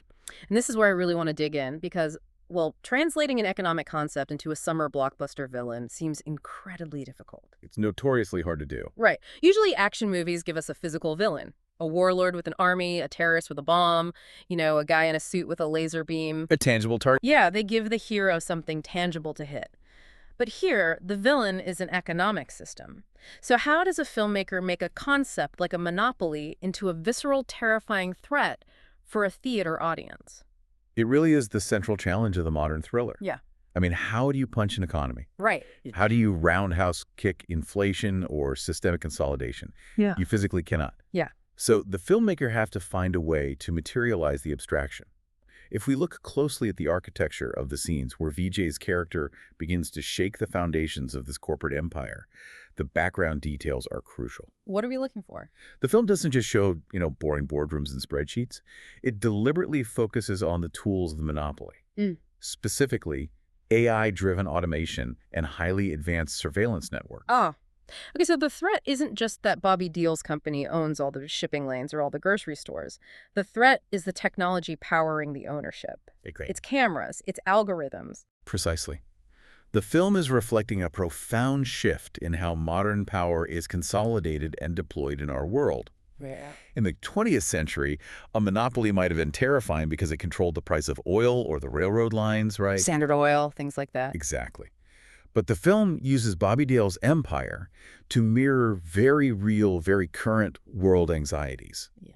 We are no longer just afraid of physical violence or overt political dictatorships. No, we're afraid of our phones. Yes. We are deeply terrified of surveillance states and algorithm-driven economies. Because that kind of power is totally invisible. I mean, if you control the data, you literally control daily life. You control reality. Yeah. You know what people are buying, you know their transit routes, you know what media they consume, you know who they are texting. The micro-targeting is absolute. Right. The monopoly in this film isn't just a business that sells goods, it's an invisible cage. It dictates the economy because it can perfectly predict and therefore manipulate human behavior through artificial intelligence. And that makes for a fundamentally terrifying antagonist because it is omnipresent. Yeah. Think about the classic movie Villain with a Gun. Okay. That villain is a localized threat. They can only harm you if you are physically in the same room as them. Right, you can run away from a guy with a gun. But a villain armed with an AI-driven surveillance monopoly, they are with you in your car. They are in your home. They are tracking you through the device in your pocket right now. Oh, man. It is dictatorial control, but it is wrapped in the guise of modern convenience. It's the terms and conditions we all blindly agree to, weaponized into a cinematic threat. That is a perfect way to put it. Wow. By visualizing this invisible cage through the sheer scale of the corporate empire on screen, the filmmakers are tapping into a deeply rooted psychological dread. They are making you, the audience, confront the reality of data as the new dictator. And they're doing it on a geopolitical scale. Yeah. The film suggests that this level of data control doesn't just oppress a single city, it overrides the sovereignty of the nation itself. The corporate nexus becomes more powerful than the elected government because the corporation holds the data, and data is the ultimate leverage. Which sets up an incredibly tricky narrative collision, right? Very tricky. Because we have established this omnipresent, invisible web of data, AI, and surveillance. We have this dark, oppressive world. So how does an action hero fight an algorithm? Like we just said, you can't put a data center in a headlock. Physically, no, you cannot. Yeah. But cinema is the art of translating the abstract into the visceral. Okay. You have to find a physical manifestation for the ideological conflict.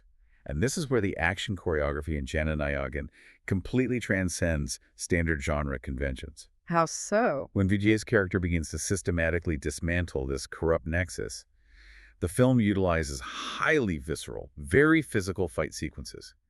But the analysis of these sequences reveals that they are not just kinetic displays of martial arts. Right, it's not just cool punches. No. They are carefully constructed ideological battles. And here is where it gets really interesting for me. The filmmakers are taking the most traditional, foundational trope of the action genre, I mean, the literal fist fight, and they are using it to deconstruct a highly sophisticated, abstract, modern threat. Exactly. It is literal flesh and bone engaging in combat with silicon and data. It is a brilliant juxtaposition. And to understand how it works, we really have to look at what every physical blow actually represents within the narrative framework of the film. Okay, let's break that down. The source material breakdown suggests that the film spends significant time exploring historical mistakes. Historical mistakes. Yes, moments in the past where the common people were systematically oppressed by those in power. So the movie establishes a timeline of oppression. It actively links the past to the present. Exactly. It creates a continuum. Yeah. It argues that the modern technological monopoly is just the latest iteration of historical tyranny. Oh, wow. The tools have changed, right? We've gone from swords and colonial armies to data algorithms and AI, but the oppression remains exactly the same. The boot on the neck is just digital now. Precisely. Therefore, when Vijay's character strikes a blow in these fight sequences, he isn't just neutralizing a random henchman in a suit. He is acting as a quote-unquote modern avatar. An avatar. He is the physical manifestation of historical correction. Man, that is a staggering way to interpret an action scene. It elevates the stunt choreography into a literal philosophical debate. It does. The henchmen aren't just guys hired to protect a building. They are the physical tendrils of the algorithm. They're the enforcers of the data monopoly. So when the hero fights his way through a corridor of these enforcers, he is systematically dismantling the architecture of digital oppression.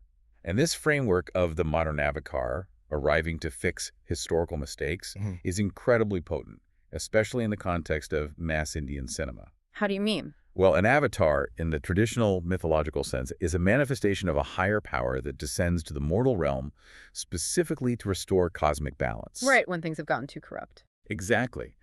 By positioning the hero this way, the film isn't just saying he is a good guy fighting bad guys. It is saying he is a necessary, almost elemental force of nature.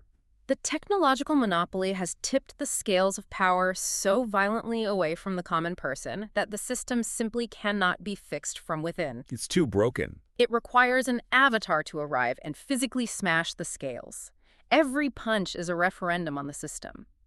When the audience cheers for a knockout, they aren't just cheering for the violence, right? No, not at all. They are cheering for the victory of human agency over machine control. They are actively rejecting the premise that humanity is just a collection of data points to be managed by a corporate nexus. It is a cathartic release of the exact modern anxieties we were just discussing. The audience feels helpless against algorithms in their real lives. We all do. Right. So the film provides them with an avatar who can physically beat the algorithm into submission.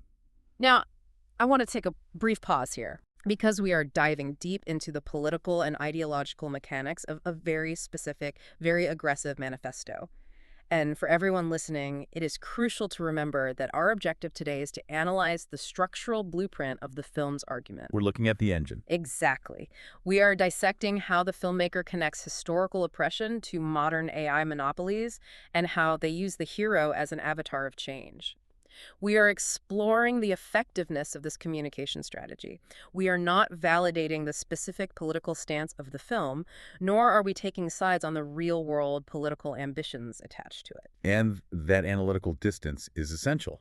Regardless of where anyone stands on the geopolitical spectrum, recognizing how a piece of media constructs an argument, how it equates a corporate monopoly with historical tyranny to justify visceral action, is a vital exercise in media literacy. Absolutely. We're looking at the engine of the film, not necessarily the destination it wants to drive you to. Perfectly stated. So let's look at the toll this engine takes. We have a dark, oppressive visual baseline. We have a terrifying, omnipresent AI monopoly controlling the nation. And we have a hero acting as a relentless modern avatar, engaging in heavy, symbolic, ideological combat. It's a lot. If I am sitting in the theater, that sounds absolutely exhausting. I mean, continuous ideological warfare against a surveillance state is a cold, heavy, and deeply alienating concept. It is. How does a director sustain that for 193 minutes without completely burning out the audience's nervous system? You cannot sustain a single note of tension for 3 hours. The human brain simply adapts to the noise and tunes it out. Right, alarm fatigue. Exactly. This is where the structural genius of the film's pacing comes into play. The analysis points directly to the screen presence of Pooja Hegde and Mamita Baiju. Okay. It explicitly highlights their roles not just as supporting characters, but as vital emotional anchors in this highly pressurized environment. I love the concept of an emotional anchor in a heavy political thriller. It reminds me of the concept of negative space in painting or design. Oh, it's interesting. Explain that. Well, if you look at a piece of art, the empty, quiet space around the subject is just as critical as the subject itself. It provides focus. Right. If a painter covers every single square inch of the canvas with loud explosions, dark conspiracies, and heavy ideological tension, the eye has nowhere to rest. It just becomes a flat wall of noise. You become completely numb to the stakes. That is a superb analogy for cinematic pacing. Yeah. Definitely. If the entire runtime is dedicated to fighting the corporate nexus, the audience loses the context of why the fight is happening in the first place. Hegde and Baiju provide the quiet contrast. The negative space. Exactly. They are the negative space that allows the loud, violent geopolitical parts of the film to actually resonate. Their scenes keep humanity alive in a world that is trying to digitize everything. If we look at it thematically, their presence aligns perfectly with the core conflict. Yeah. If Bobby Dell's villainous monopoly represents cold AI, relentless automation, and the ruthless harvesting of human data, Yeah. then what do Hegde and Baiju represent? Yeah. They represent the unquantifiable human element. Oh, man. That's good. They represent warmth, unpredictability, messy emotions, and genuine connection. The exact things that an algorithm cannot predict or control. Precisely. The villain's entire goal is to categorize and control the population. The emotional anchors represent the parts of humanity that refuse to be categorized. They are the rebellion just by existing. That's it. Therefore, their scenes aren't just, a breather for the audience to go buy more popcorn. They're not filler. No, they're the actual stakes of the movie. That reframes their entire presence in the film for me. The Avatar isn't just fighting to destroy the machine for the sake of destroying it. He is fighting to protect the specific humanity that these characters embody. If the film stripped them out, it would just be a cold intellectual exercise. It would just be an algorithm fighting a disruptor program. By weaving in this human warmth, the director constantly reminds you, the audience, what is actually being lost in a surveillance state. It completely grounds the macro-level geopolitical struggle. Yeah. The audience might have a hard time emotionally connecting to the concept of a national economic collapse. Yeah. It's too big. Well, it's an abstract concept. But they can connect to the survival and happiness of specific human beings who make the hero smile. It is a necessary grounding technique that allows the 193-minute runtime to feel personal rather than purely academic. Which brings us to the actual physical execution of keeping an audience riveted for 3 hours. We've looked at the visual color grading, we've looked at the ideological action choreography, the emotional anchors. But to physically build this titan of a movie, the craftsmanship in the editing room has to be flawless. It has to be seamless. And the breakdown of the film's second half points to a very specific, almost paradoxical technique. The analysis of the second half is fascinating because it treats the film as a literal textbook for visual storytelling and tension building. Right. But what it highlights most prominently isn't the loudness of the action, but a highly specific auditory technique. The sound design? Specifically, the unique way the sound design is mixed with absolute silence to elevate the tension to an entirely different level. Okay, I have to stop and marvel at this because the idea of using silence in a massive blockbuster is incredibly counterintuitive. It goes against every instinct of blockbuster filmmaking. Right. When you think of a high-octane political action thriller, the default setting is maximum sensory overload. You expect the Hans Zimmer effect. The blom. Yes! Blaring horns, bone-rattling bass drops, the roar of engines, the deafening sound of punches, the idea of deliberately pulling the audio away from the audience. Walk us through the psychology of that. Why does taking away sound work so well? It is entirely about sensory disruption and manipulating expectation. When you are watching a movie filled with massive corporate structures, intense political machinations, and aggressive physical combat, the auditory baseline is extremely loud. Right. The audience's ears and their nervous system become accustomed to the barrage of noise. It becomes their new normal. You build up an armor against the volume. You just get used to it. Exactly. So when the editor and the sound designer suddenly drop the audio out completely, when they cut from a roaring action sequence or a tense, shouting confrontation into a moment of absolute dead silence, it creates a physical vacuum in the theater. And the human brain absolutely hates a vacuum. It despises it. Yeah. When the sound suddenly drops out, the audience instinctively leans forward. Your brain immediately starts searching for information because it assumes something has gone wrong or that something vital is about to happen that you desperately need to hear. You're straining to hear a pin drop. Right. The silence strips away the comforting armor of the blockbuster noise. You are no longer safely being carried along by a booming orchestral score. You are suspended, vulnerable, waiting for the other shoe to drop. It is a masterful way to manually tighten the physical tension in the room. I love how this ties back into the deeper themes of the movie, too. We've been tracking this idea of the omnipresent data monopoly. In a world defined by the constant noise of surveillance, the literal hum of server farms, the endless overflow of data, the pinging of notifications on our phones, silence is the ultimate anomaly. That is a profound connection. Right. Yes. The technical silence in the sound design perfectly mirrors the narrative disruption of the hero. The villain's world is a world of constant, oppressive auditory and digital noise. Yeah. The hero, the modern avatar, operates as the disruptor. The silence is his domain. It represents a space where the machine cannot hear you. It is freedom from the surveillance state. Man, the technical execution in the editing bay is reinforcing the political ideology of the script without the audience ever having to actively think about it. It's all connected. It's exactly like the Da Vinci Resolve dark color grading we discussed in the first act. It's all subconscious manipulation, pointing the audience toward a single, unified conclusion. Which brings us to the ultimate and perhaps most controversial thesis of our analysis today. Here we go. Because eventually, the 193 minutes must come to an end. The silence breaks, the final act resolves, and the lights in the theater come back up. The central question of this deep dive is, what happens when a movie with this much thematic weight, this much deliberate subconscious manipulation, and this much aggressive ideology transcends the physical boundaries of the screen and spills out into the real world? And this is where the story of Jana Nayagan gets truly wild. It really does. Because the film didn't just exist in a vacuum. Yeah. The real-world release of the movie was fraught with intense friction. The analysis details significant real-world hurdles, including massive leak controversies. Leaks are devastating in today's landscape. Absolutely. In the digital age, a targeted leak can completely derail a film's momentum and destroy its narrative secrecy before it even opens. But even more significantly than that, there were documented issues with the Election Commission. Which is an extraordinary piece of context. It's staggering. To have a commercial action movie bumping up against the actual bureaucratic electoral governing body of a nation, it implies a level of political friction that you simply do not see with a standard superhero movie or a romantic comedy. The friction with the Election Commission is the canary in the coal mine. Yeah. It indicates that the governing structures recognize the film not just as a piece of fiction, but as a potent piece of political communication. They saw the threat. Yes. Yet, despite the leaks, despite the bureaucratic hurdles and the institutional friction, the film absolutely shattered box office records upon its release. It was a monster hit. Right.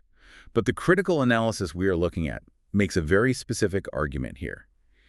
It states that the financial success, the sheer number of tickets sold, is almost secondary to the social phenomenon that occurred in those theaters. The analysis argues that the audiences weren't just showing up to consume 3 hours of entertainment. They were showing up to give Thalapathy Vijay a final tribute. A cinematic farewell, yes.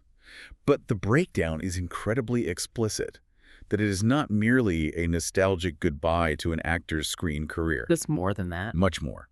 It describes the film and the audience's reaction to it as the crystallization of an aggressive manifesto for a completely new political era. So if we pull all of these threads together, what does this actually mean for the landscape of media and politics? It's a huge question. The analysis is pointing to a terrifyingly effective phenomenon, the complete and total erasure of the gap between real life and real life. The boundary is gone. Think about the layers here. When Vijay's character challenges the corrupt, data-driven monopoly on screen, the audience isn't just cheering for a fictional avatar saving a fictional nation. The analysis posits that they are projecting the cinematic hero directly onto the real-world actor. They are cheering for him as their next real-world leader. It is the ultimate synthesis of narrative and reality. Yeah. Let's look at how perfectly the real-world events mirrored the fictional plot. Inside the movie, the hero is fighting a massive controlling nexus, a system that utilizes surveillance and institutional power to try and suppress him. Right. In reality, the film itself faced suppression. It faced digital attacks through leaks, and it faced institutional friction from governing bodies like the Election Commission. Oh, man. The obstacles the film faced in reality validated the narrative of the film. Exactly. The narrative of the underdog fighting the entrenched power structure wasn't just on the screen anymore. It became the narrative of the firm's very existence. The marketing practically wrote itself. It did. Every real-world hurdle became proof of the film's fictional thesis. And because of that incredible synthesis, the physical space of the movie theater undergoes a fundamental transformation. It just stops being a place of passive consumption. A movie theater is designed for quiet observation. But if the movie is operating as an aggressive political manifesto, and if the audience is actively viewing the lead actor as their future political leader, Yeah.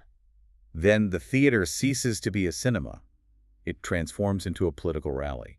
Wow. The very act of buying a ticket, exchanging your hard-earned money to be in that room, becomes a proxy for casting a vote. So the applause during the action sequences is no longer just appreciation for a well-choreographed stunt. No. The applause is an endorsement of an ideology. The cheers are a declaration of political alignment. That is a staggering realization. It completely reshapes the purpose and the power of mass cinema. It does. But again, to maintain our analytical rigor for everyone listening, we are objectively charting the mechanics of this real-world impact. The blurring of entertainment and political ambition is one of the most fascinating sociological phenomena of our modern era, and that is what we are dissecting. Yes. We are looking at the architecture of how a piece of art transforms into a piece of political machinery. We are not endorsing the manifesto, but we are absolutely acknowledging its undeniable effectiveness. It is vital to separate the art from an endorsement, because what we have unpacked today is a highly sophisticated, meticulously engineered deployment of soft power. Soft power weaponized. Exactly. The filmmakers have utilized every single tool available in the cinematic arsenal to achieve this.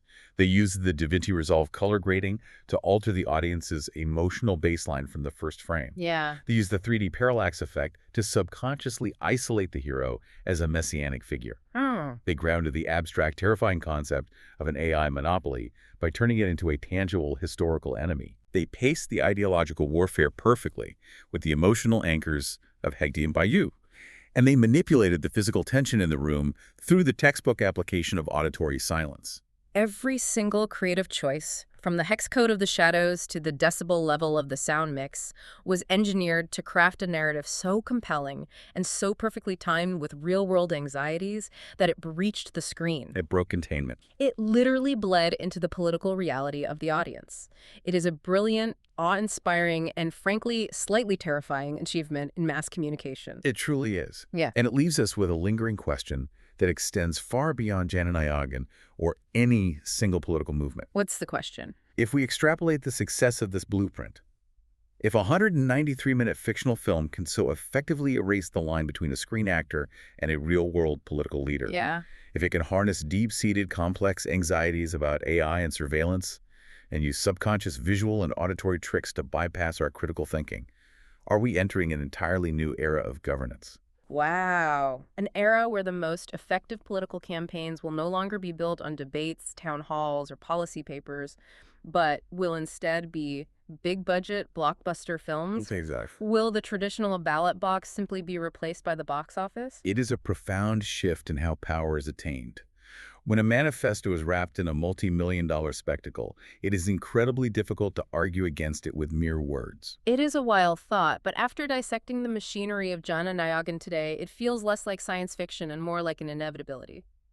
Thank you so much for joining us on this deep dive. As always, keep questioning the media you consume, look for the shadows and the color grading, and we will see you next time. Usually, there is this thick, almost impenetrable wall between the dark room of a movie theater and the real world outside. Right, the boundary is usually super clear. Yeah, exactly. You buy your ticket, you sit in the dark, the screen lights up, and a piece of fiction just unfolds in front of you. And when the credits roll, you walk out the exit doors, the fantasy kind of evaporates, and your normal life resumes. But today, we are looking at a cinematic event of such massive scale that it completely obliterated that wall. It really did. I mean, it didn't just break the boundary, it straight up weaponized it. Yeah. You don't ever expect the movie you just watched to, spill out into the streets or to halt real-world bureaucratic machinery. No, not at all. Or to become the focal point of the evening news in real time. But that is exactly what happened here. We're talking about Jana Nayagan, which is the final film of superstar Thalapathy Vijay. And for you listening right now, whether you are a devoted cinema buff or maybe someone who casually tracks modern politics, or just a person insanely curious about what happens when pop culture and absolute power violently collide, you're going to want to hear this. Oh, absolutely. The anatomy of this film is genuinely unprecedented. We're going to unpack its deeply methodical narrative structure, the groundbreaking visual and auditory engineering they use to manipulate the audience's emotional state, and, well, most importantly, the real-world political controversies that hijacked its release. Okay, let's unpack this, starting with the sheer scale of the mission director Vinoth took on. So he started with the foundation of a 2023 Telugu film called Bhagavanth Kesari. Right, which was a pretty straightforward action framework. Exactly. But he didn't just translate it and shoot it scene for scene, he mutated it. He transformed a standard action movie into this sprawling 193-minute epic saga. It's massive. It is. The goal was to pose these incredibly dark, profound questions about the nature of democracy. But I have to say, an over 3-hour runtime, 193 minutes, is an absolutely massive demand to place on a modern audience. It is an enormous commitment, honestly. In an era where media is consumed in like 10-second algorithmic bursts, demanding a viewer to sit in a theater for 193 minutes is almost a defiant act of filmmaking. Yeah, it's asking a lot. But when you break down the mechanics of the plot, it becomes clear that this runtime isn't just an indulgence, it is a structural necessity. You see, Vinoth wasn't trying to make a simple revenge thriller. He was trying to map out the complete anatomy of a mass revolution. But I struggle with that 193-minute runtime, though. I mean, you say it builds the system's weight, but doesn't a slow, methodical build just risk completely boring the audience before the revolution even starts? Well, that's the risk you run, sure. Like, why not condense it? Why not make it a tight, punchy 2 hours? If you want to show a revolution, start the revolution in minute 20, Because if you jump straight from an ordinary citizen to that same citizen leading a massive organized uprising against the syndicate of billionaires, it just feels entirely unearned. It feels like a cartoon. Okay, I see what you mean. The audience will reject it. The runtime essentially acts as a crucible. You have to force the viewer to feel the agonizing heavy weight of the system pushing back against the protagonist. You need time to peel back the layers of corruption. Right, you can't just skip to the final boss. Exactly. You have to start at the street-level thugs, slowly escalate to the mid-level political enforcers, and finally reveal the apex predators at the top of the corporate food chain. That escalation requires time to breathe. The length is what makes the eventual societal revolution feel inevitable rather than just some contrived plot device. So it's really about earning the scale. And they start the scale incredibly small to do that. We are introduced to Thalapathy Vijay's character not as this invincible, untouchable superhero, but as an ordinary retired police officer. Yeah, he's just living a quiet, unassuming life. Exactly. He's explicitly stepped away from the chaos of the world. He just wants to be left alone. But then the inciting incident happens. And it's not a global threat. It's not a massive bank heist or a terrorist plot. It is something deeply intimate. It's very localized. Right. He is pulled back into action by a child's fear, specifically dealing with the horrific, traumatic issue of child abuse. Which is, frankly, a brilliant, calculated masterstroke in narrative structuring.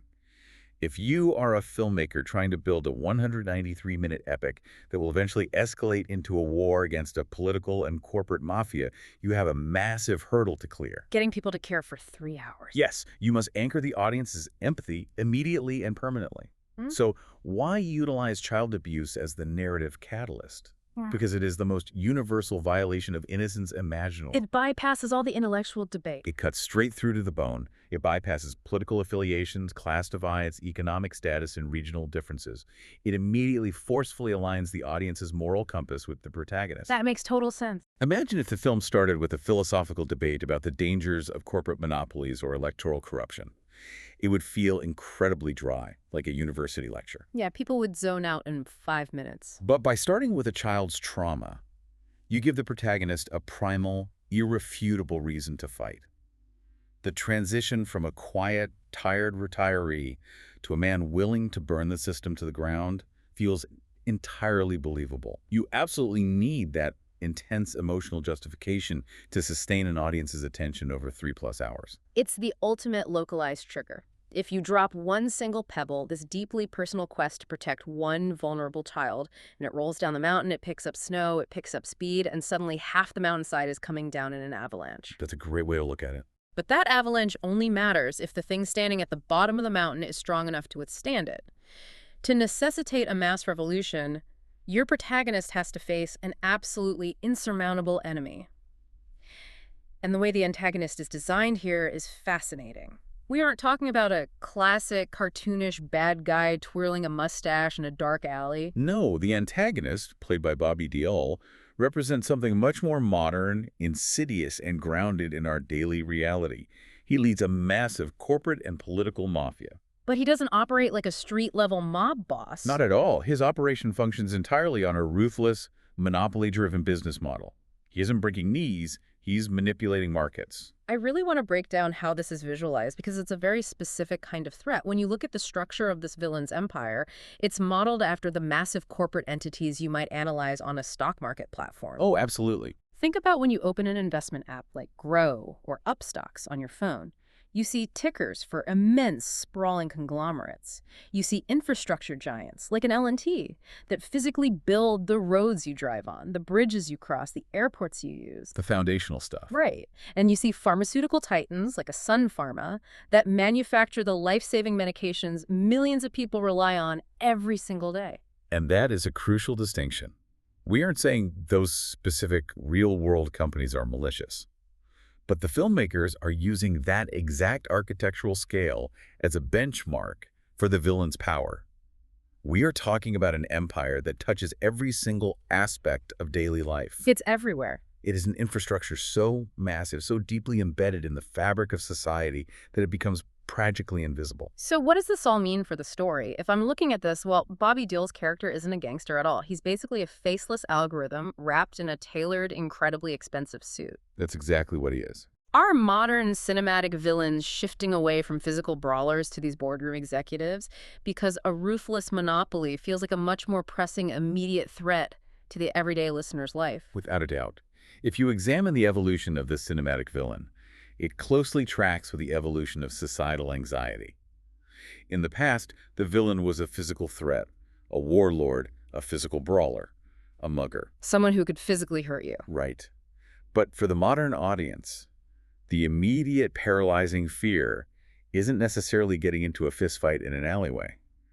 The pervasive underlying anxiety of modern life is that a faceless, untouchable corporation will arbitrarily raise the price of your life-saving medication. Or that an algorithm will automate your job out of existence. Exactly. Or that a conglomerate will buy up all the housing in your neighborhood and price you out of your own home. It's terrifying because you can't punch a corporate monopoly in the face. How do you physically fight inflation? How do you throw a punch at a supply chain? You can't. You cannot arrest an algorithm. A villain who operates like a stock market titan, manipulating data and crushing competition from an ivory tower, taps into a very real, contemporary feeling of absolute powerlessness. It's deeply unsettling. And the filmmakers communicate this brilliantly through the visual design of Bobby Deol's world. His corporate scenes utilize a completely clean, elegant, fiercely minimalist color palette of navy blue and pure white. Let's talk about the psychology of that production design. Why navy blue and white? Why make the villain's lair look like a high-end tech presentation rather than a dark, smoky warehouse? Well, first, it establishes a premium, authoritative aura. But more importantly, it is intentionally devoid of warmth. There is no red, no earthy brown, no signs of human messiness or organic life anywhere in those frames. It's completely sterile. It is a sterile, almost surgical environment. It perfectly represents the cold, detached nature of modern corporate monopolies. This is a villain who crushes the common man, ruins families, and manipulates political systems, all without ever getting his hands dirty. He never even sweats. He never leaves his pristine boardroom. He makes a phone call, and 1,000 miles away, a neighborhood is demolished. The visual language of his environment has to reflect that sterile ruthlessness. Which creates an incredible problem for the filmmaker. I mean, if the villain's world is completely sterile and the threat he poses is largely invisible, hidden in algorithms, bank transfers, and corporate acquisitions, how do you visually represent the hero fighting back? The contrast has to be extreme. Right. The hero's world and the visual language of his anger has to be the exact opposite. And that is where the mechanical craft of Jana Nayagan steps in. To fight an invisible, algorithmic enemy, the filmmakers had to physicalize the anger of the common man. They had to make the audience feel the dirt, the grit, and the rage that the villain is so insulated from. This is where cinematographer Sathian Sorian's camera work comes into play. The visual approach here is mind-blowing, specifically in how they utilized color grading. Oh, his work is phenomenal. They used DaVinci Resolve, which is an incredibly powerful, high-end color grading software used in major cinematic productions to achieve this dark, gritty look. But I want to know the actual mechanics of that. When a colorist sits down at a console to make a film look angry, what are they physically doing to the image? It is a meticulous process. Color grading is often the unsung hero of emotional storytelling.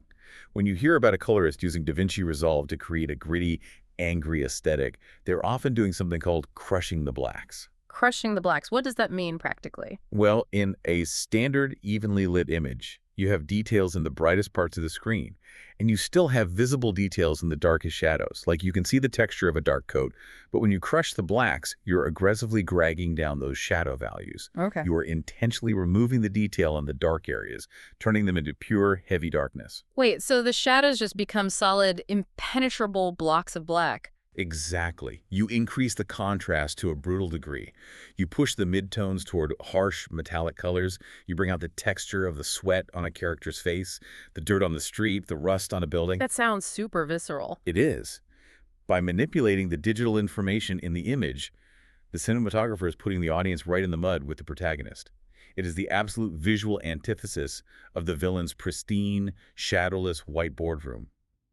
The heavy, oppressive grit on screen is a literal manifestation of the societal frustration that Thalapathy Vijay's character is channeling. That is wild, but they don't just rely on color to manipulate the viewer. Here's where it gets really interesting. They also utilize something called a 3D parallax effect to intensify Vijay's mass entry scenes. Yes, the technical execution on those scenes is top tier. Now, the mass entry, where the hero arrives on screen for the first time or walks into a crucial battle, is a massive staple of Indian cinema. It's designed to make the theater erupt. But applying a 3D parallax effect sounds like a highly specific, almost psychological, technical choice to elevate that moment. How does that actually work on the human eye? It is a brilliant hack of human perception. For anyone who might not be familiar with the physics of it, a parallax effect occurs when objects closer to you appear to move faster than objects further away. Okay, so kind of like when you're driving. Yeah. Imagine you're looking out the window of a moving high-speed train. The telephone poles and trees right next to the tracks blur by incredibly fast, but the mountains way off in the distance seem to barely move at all. Right. Your brain processes that difference in speed and translates it into a deep sense of three-dimensional space. Now, imagine applying that principle subtly to a character's cinematic entrance. By digitally or physically moving the background environment at a slightly different speed relative to the character in the foreground, you force the viewer's brain to subconsciously calculate that extreme depth. Oh, wow. It completely isolates the character from their environment. It makes the protagonist, Vijay, appear to literally detach and stand out from the world around him. It is a psychological trick that forces the viewer to develop tunnel vision. You stop looking at the background extras. You stop looking at the scenery. Your eye is physically forced to focus entirely on his presence. It's like a predator locking onto its prey. You get this intense, singular tunnel vision where everything else just blurs away into insignificance, and the only thing that matters is the force of nature walking into the center of the frame. Exactly. It makes him larger than life. It makes him feel mythic before he even throws a punch or speaks a single line of dialogue. And then you pair that visual isolation with an auditory assault. The background score, the DGM, by Anirudh Ravichandar, is described as electrifying. It is designed to make a standard movie theater feel like a packed, live stadium concert. Anirudh Ravichandar operates on a completely different frequency when it comes to scoring mass cinema. He isn't just composing music to accompany a scene, he is engineering a physiological reaction. How so? When you incorporate heavy, pulsating bass and relentless rhythmic intensity, the music literally vibrates in the viewer's chest cavity. It transforms the act of watching a film from a passive, seated experience into an active, participatory event. You physically feel it. Yes. The frequency of the score syncs with the heightened heart rate of the audience. You aren't just observing a revolution on screen. The auditory pressure makes you feel like you are physically marching in the middle of it. But wait, I have to challenge this whole approach. I mean, if you have the dark, gritty color grading, aggressively pushing a mood, the 3D parallax physically forcing my eyes to look at the hero, and this concert-level, chest-thumping bass vibrating my ribs, does this sheer sensory overload cross a line? It's a fair question. Like, does it risk cheaply manipulating the audience's emotions? Are we just being bullied into feeling hyped by technical parlor tricks rather than actually connecting with the story? That is the constant danger of modern blockbuster filmmaking.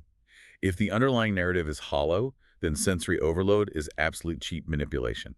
It feels like setting off loud fireworks to distract you from an empty sky. Right, it's all flash, no substance. You might feel the bass in the moment, but you forget the film the second you walk out.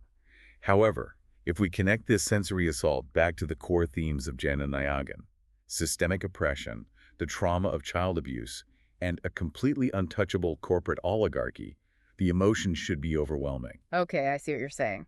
The visual and auditory craft isn't masking a weak story. It is functioning as an amplifier. It takes the protagonist's internal suppressed rage and turns the dial up to maximum, allowing the audience to physically share in the catharsis of his fight against the system. Okay, I can see that. The spectacle is earned because the narrative groundwork was laid first. But here's the thing. You can have all the 3D parallax depth in the world. You can have the most aggressive color grading and the loudest stadium bass. But if we don't fundamentally care about the human being standing on the screen, none of it matters. Absolutely true. We'll be checking our watches by hour 2. Which brings us to the crucial necessity of the supporting cast. They have to ground this massive 193-minute epic. A film of this length is an endurance test. It tests the filmmaker's ability to sustain tension, and it tests the audience's physical and emotional stamina. And a single protagonist, no matter how charismatic, cannot carry 193 minutes alone without the narrative collapsing into monotony. Yeah, it would just get repetitive. The supporting cast is the emotional anchor that prevents the runtime from dragging. Let's look closely at the specific functions of Pooja Hegde and Mamita Baiju in this structure. If you look at Hegde and Baiju's roles, they effectively become the voice of the public on screen. They are the ones providing a strong, deeply human emotional core to this incredibly intense cat-and-mouse game happening between Vijay and Bobby Deol. Think about the geometry of the conflict.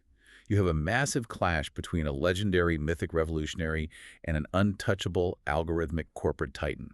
The scale of that battle is almost godlike. It's two titans hurling lightning bolts at each other in the clouds. Right, it's huge. But if you only focus on the titans, the audience eventually loses interest. The conflict becomes an abstract clash of ideologies. Hegde and Baiju represent the earth below. They represent the people trying to dodge the falling debris. They're the collateral damage. Precisely. They are the tangible stakes of the fight. They are the everyday people that the listener, you, me, anyone sitting in the theater can project themselves onto. When the corporate villain makes a ruthless market manipulation, we don't just see numbers on a screen, we see how it devastates Baiju's character. It gives it real-world consequences. Exactly. When the hero takes a massive risk, we see how it terrifyingly endangers Hegde's character. Without them, the revolution has no human cost. With them, every punch thrown and every boardroom decision made has a bleeding, grounded consequence. They pull the lightning down to the ground, and then, functioning on a different level, you have the veteran actors. The cast features Prakash Raj, Gautam Vasudev Menon, and Priyamani delivering incredibly layered performances. And it is their specific acting chops that are cited as the primary reason the dense political plotting doesn't feel like a slog. The veterans provide what we can call narrative gravity. When you are building a complex political thriller, you have to deliver an immense amount of exposition. Yeah, a lot of explaining how the corruption works. You have to explain legal loopholes, corporate hierarchies, and historical corruption. If a bad actor delivers that exposition, it sounds like someone reading a textbook. The film dies right there. But actors like Prakash Raj and Gautam Vasudev Menon are absolute masters at existing in the gray areas of power. They make it feel natural. They can deliver a line about a zoning law or a political bribe and inject it with subtle menace, regret, or calculation. They make the political ecosystem of the film feel incredibly lived in, dangerous, and real. It honestly reminds me of the concept of the Greek chorus in ancient theater. In classical tragedies, you had the main character suffering the wrath of the gods, but you also had the chorus, a group of performers who stood slightly to the side of the main action. Oh, that's a brilliant comparison. Their job was to instruct the audience on the moral weight of what was happening. They gave context to the tragedy. Prakash Raj and Priyamani feel like a modern cinematic Greek chorus. They are providing the moral and intellectual context for the explosions happening around them. They really are. But it makes me wonder, in a mass action movie where the poster promises giant explosions, high-speed chases, and incredible fight choreography, does the actual gripping tension rely more on these quiet, character-driven performances than the action sequences themselves? I would strongly argue that the action is merely the punctuation mark at the end of the sentence. The tension, the agonizing, stomach-knotting suspense that keeps you glued to your seat for over 3 hours, is built entirely in the quiet moments. That makes a lot of sense. It is constructed in the ambiguous look on Priyamani's face when a decision is made. It is in the subtle, terrifying calmness of a threat delivered by Prakash Raj. If the supporting cast doesn't successfully sell the sheer terror and danger of the situation during the quiet dialogue scenes, then the hero's punches during the action scenes don't mean anything. Because you don't care why he's punching? Exactly. The physical endurance required to watch a 193-minute film is 100% reliant on the audience caring desperately about the people standing behind the hero. The film clearly succeeded in doing that. It built this massive, simmering narrative, exploring the vulnerabilities of democracy, the intoxicating nature of absolute power, and the devastating mechanics of corporate corruption. The audience felt the tension. They really did. But here is where the story of Jana Nayagan takes a hard, violent turn that no screenwriter could have possibly scripted. Shortly after production wrapped, the dark, cynical, political themes of the movie aggressively spilled over into real life. This is where we cross the boundary. And before we dive into the mechanics of what happened, it is vital to establish a clear framework for you listening right now. Yes, very important. We are analyzing this strictly through the lens of the documented events. We are not taking political sides, we are not validating the ideologies of any political party, and we are not confirming the various conspiracy theories that flooded the internet. We are impartially breaking down the structural reality of how a film release was hijacked by the actual world it was critiquing. Absolutely. We are looking at the mechanics of the event. And the facts as laid out are staggering. Jana Nayagan, produced by KVN Productions, wasn't just highly anticipated because of the director or the budget. It was arguably the most highly anticipated cultural event of the year because Thalapathy Vijay is fully entering the real-world 2026 elections. Right, it's a huge deal. This isn't a rumor or a publicity stunt. It is a stated operational fact surrounding the film's release. He is a candidate. And that real-world political ambition collided head-on with the bureaucratic legal machinery of Indian democracy. Because of Vijay's active entry into the 2026 elections, the CBFC, the Central Board of Film Certification, stepped in and put a lengthy, indefinite stay on the film's release. We'll pause the whole thing. The specific legal rationale cited was the enforcement of the Model Code of Conduct regarding the upcoming elections. Now, for our listeners who might not be deep into the weeds of electoral law, we need to explain how a fiction film violates a democratic code. The Model Code of Conduct is a strict set of guidelines issued by the Election Commission to regulate political parties and candidates prior to an election. It's basically the rule book for fair play. Right. The entire goal is to ensure a level playing field. You can't use state machinery for campaigning, you can't bribe voters, and you have strict limits on advertising. So how does a movie trigger this? Think about the marketing of a massive blockbuster. It's everywhere. If the lead actor is a political candidate, every single movie poster plastered across the state effectively becomes a massive, unregulated campaign billboard. Every teaser trailer playing on television becomes a free political advertisement. Exactly. The opposing political parties can rightfully argue that a massive 193-minute cinematic epic starring a prominent candidate, especially one featuring a storyline specifically about a common man fighting a corrupt political and corporate mafia, constitutes an incredibly unfair advantage. It's an emotional trump card. It acts as an undue, highly emotional influence on the electorate that skirts traditional campaign finance laws. Which presents an incredible, almost painful irony. You have a film, Jana Nayagan, that was meticulously designed to be a deep dive into the dark side of democracy. It explores the manipulation of the masses and the struggle of the common man against an unyielding system. Right. And that very film gets caught in the gears of the actual real-world democratic electoral process. It is paused, restricted, and silenced by the systemic safeguards designed to protect the election. Art isn't just imitating life here. The bureaucratic mechanics of life are actively censoring the art to protect the integrity of the election. It is a fascinating legal and cultural paradox. But a bureaucratic stay on the theatrical release was only the beginning of the chaos. Yeah, it gets worse. The situation rapidly escalated from a legal dispute into what can only be described as a nightmare scenario for KVM Productions and the filmmakers. On April 9, 2026, the entire film, all 193 minutes in pristine quality, was leaked online. I really want to dig into the mechanics of this because a full pre-release online leak of a film of this massive scale is devastating. And we aren't talking about a shaky, low-quality video recorded on someone's cell phone from the back row of a secret test screening. No, not at all. To leak a massive, high-resolution, 3-hour-plus digital file before the film has even been sent to theaters requires a sophisticated operation. It requires deep access. Yeah. A leak of that magnitude means someone had to infiltrate a post-production server, intercept a digital distribution node, or compromise a high-level employee within the supply chain. That is wild. It completely undermines years of exhaustive creative work, it jeopardizes the massive financial investment made by the production house, and it destroys the intended communal theatrical experience that the director designed. But what makes this specific leak so chilling is the motive behind it. The why of it all. There are widespread, deeply ingrained allegations that multiple political parties were behind the April 9th leak. Again, staying strictly neutral and analyzing the phenomena itself, the idea of an online movie leak being deliberately weaponized as a modern tool for political sabotage is mind-blowing. It perfectly mirrors the plot of the movie. It really does. It is exactly the kind of ruthless, win-at-all-costs, algorithmic corporate espionage that Bobby Dial's villain would execute from his sterile white boardroom. It is the weaponization of digital piracy. It raises an incredibly urgent question about the modern battleground of political narratives. Yeah. If these allegations hold any truth, or even if they just hold thematic weight in the public consciousness, it suggests a terrifying shift in strategy. How so? It implies that illicitly suppressing or sabotaging a cultural artifact like a film is now viewed as a viable, legitimate political tactic. How does leaking a movie benefit a political rival, mechanically speaking? Like, what do they actually gain from it? Well, think about the impact of a theatrical release.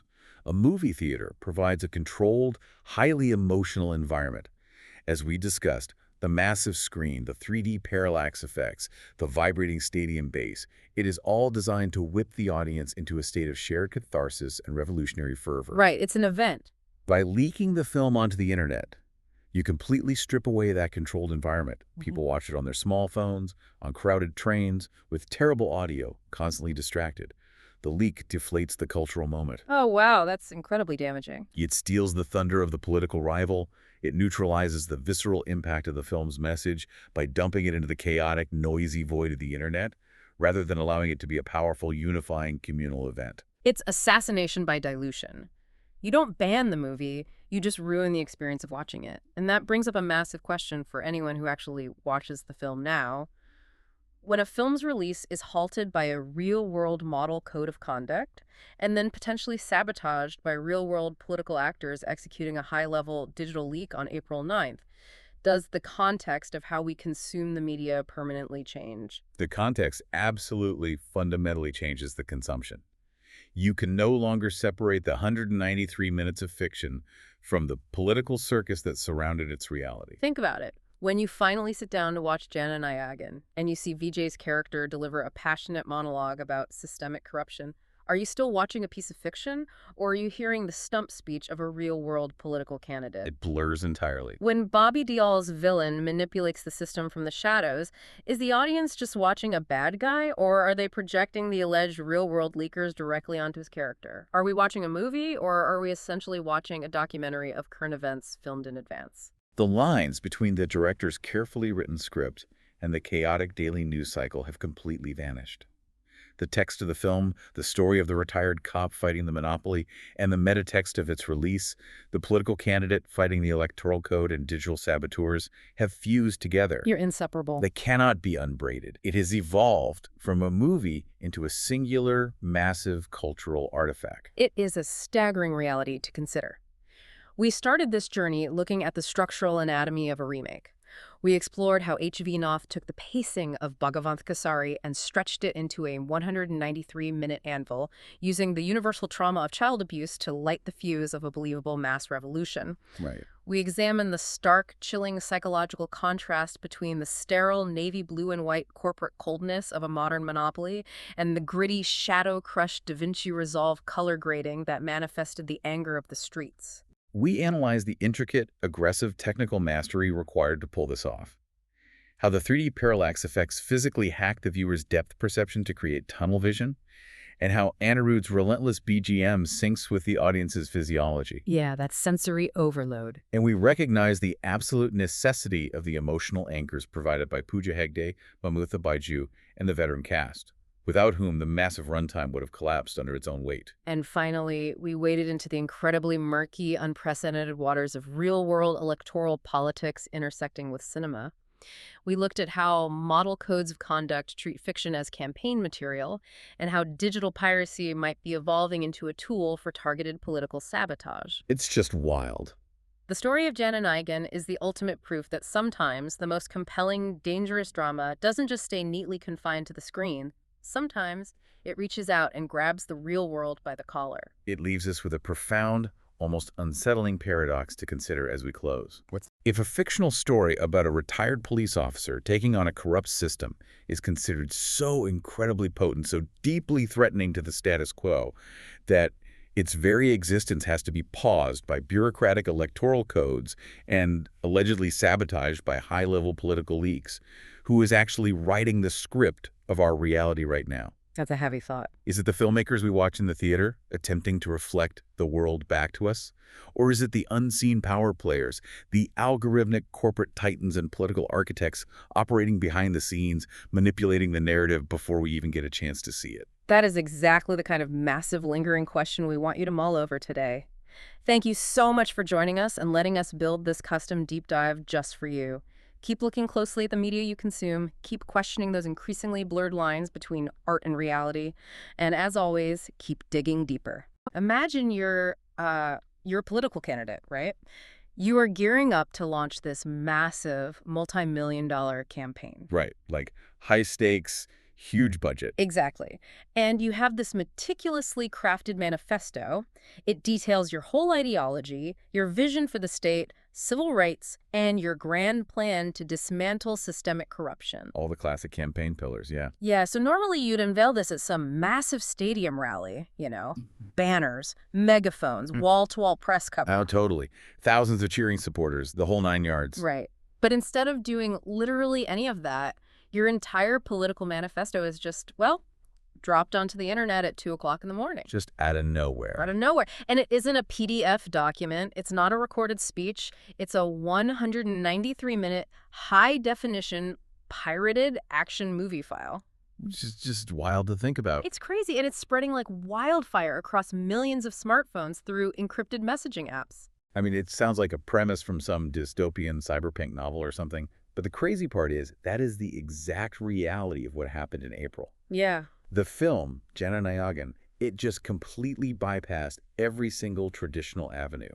Not just for cinematic distribution, but for political communication, too. Which is a huge deal. It really is. I mean, it created a situation where a massive electorate's very first exposure to a new political vision was just, a hushed private viewing of a leaked file on their phone. Welcome to the deep dive, by the way. Today, we are taking you inside what I can only call a cultural and political earthquake. Yeah, that's a good way to put it. Because Jana Nayagan is the final film of Thalapathy Vijay before his full-scale entry into the real-world 2026 Tamil Nadu elections. His absolute swan song in cinema. Right. And today, we are going to look at how this movie completely blurs the lines between mass entertainment and mass mobilization. It's really acting as this intensive case study in political governance and the actual mechanics of democracy. Yeah. The layers to this are incredibly dense. We're looking at a piece of media that functions as a commercial blockbuster, a civics lesson, and an anti-establishment rallying cry. All at the exact same time. Yeah. And all wrapped up in this incredibly turbulent real-world release saga. Okay, let's unpack this, because right at the top, I really need to set some firm boundaries for you, the listener. Oh, absolutely. Very important. Yeah, because we are dealing with heavy real-world electoral politics here. Impending campaigns, distinct ideological viewpoints presented in this film. There's a lot of real-world heat around this. So much heat. So we are exploring this strictly through an analytical, impartial lens. Right. We're just looking at the mechanics. Exactly. We're dissecting the structural construction of the film, its visual psychology, and those unprecedented real-world events surrounding it. We are absolutely not endorsing any political viewpoints. Well, not at all. And we aren't taking any sides in the real-world elections. Our mission is just to reverse engineer this phenomenon so you can understand how art is being weaponized as a political tool. And honestly, to start that reverse engineering, we really have to talk about the administrative roadblocks. Oh man, the roadblocks. I am completely hung up on the administrative nightmare this movie faced before anyone even saw it. It was unprecedented. It was. The Election Commission stepped in and put a stay on the film, and they cited the Model Code of Conduct. I mean, I am struggling to understand the legal mechanics of that. It's definitely a brain teaser. Because the Model Code of Conduct, right, it's designed to stop politicians from handing out bribes or like incumbent governments from announcing new welfare schemes right before a vote. Right. It's about keeping the playing field level during an active election. Exactly. So how does a fictional movie with completely fictional characters legally trigger a statute meant for real-world politicians? Well, it's an incredibly rare legal interpretation. And it really gets to the heart of what happens when that line between actor and political candidate just completely dissolves. It's just so fascinating. Right. What's fascinating here is that the Model Code of Conduct is fundamentally about preventing any one entity from having an unfair advantage. Right, like using government funds for a campaign rally. Exactly. Usually that applies to speeches or physical resources, but the argument here relies heavily on the scale of influence. Okay, scale. I see. Yeah, because if an actor has formally announced a political party and they're about to release a 3-hour piece of commercial media... Where they play the hero. Right, where they are portraying this ultimate savior figure who directly addresses systemic political failure, well, the authorities viewed that not as art, but as an unregulated, heavily funded, feature-length political advertisement. Wow. A feature-length political ad. But wait, if they put a stay on it to stop its influence, didn't that just completely backfire? So spectacularly. Because, I mean, by legally treating a fictional action movie as a dangerous political manifesto, the system practically validated the movie's core premise, right? They proved the movie right before it even came out. Exactly. The movie is literally about a corrupt system trying to suppress the truth. And then the real-world system steps in and tries to suppress the movie. You honestly cannot write better marketing than that. You really can't. It's the classic paradox of censorship in the modern era. When a governing body attempts to suppress a piece of media, they instantly, just instantly, imbue that media with immense power. They turn it into forbidden fruit. Yes. Yes. They confirm to the public that the ideas contained within it are genuinely dangerous to the status quo. Right?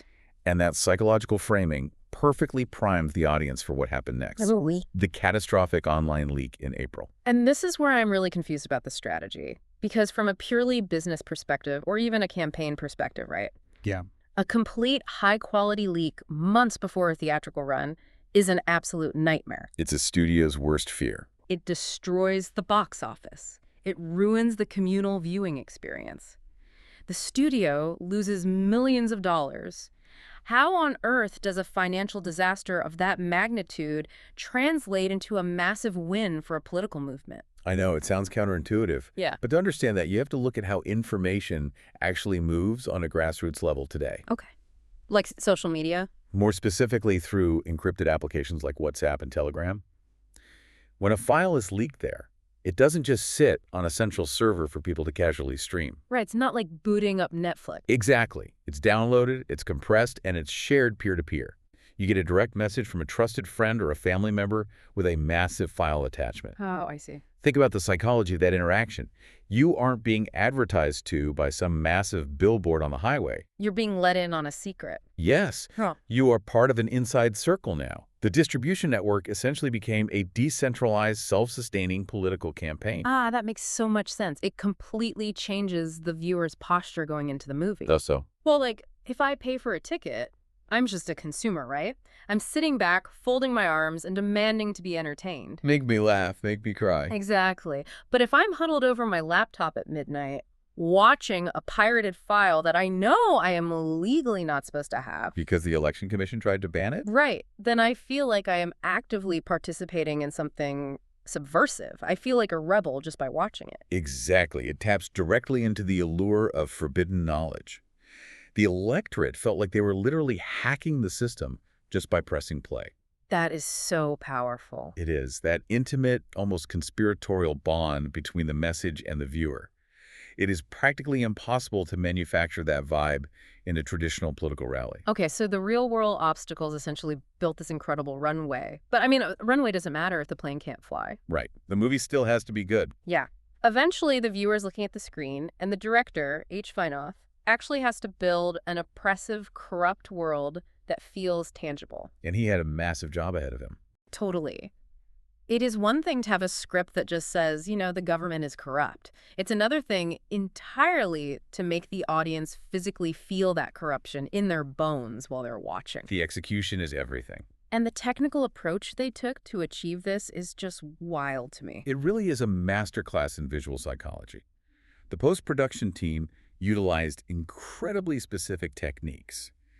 They relied heavily on advanced color grading software. Yeah. Specifically DaVinci Resolve. Okay, DaVinci Resolve. Yeah, and they used a lot of spatial manipulation to craft the atmosphere. From the very first frame, the film does not feel like a standard commercial entertainer. It feels heavy. I really want to break down the mechanics of that heaviness because I think people hear a term like color grading and they just think, oh, they slapped an Instagram filter on it to make it look moody. Right, like they just dragged the saturation slider down. Exactly. But it is way more physiological than that, isn't it? Vastly more.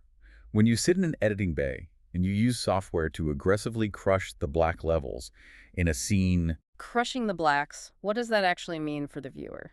Well, you are fundamentally altering the amount of visual data that reaches the viewer's optic nerve. Whoa. Really? Yeah. Think about a normal, brightly lit scene. Your eye can wander around the frame. You can see the details and the shadows of a room, you know, the texture of a brick wall in the background. You can take in the whole environment. Right. You feel spatially aware, and subconsciously you feel safe. Okay.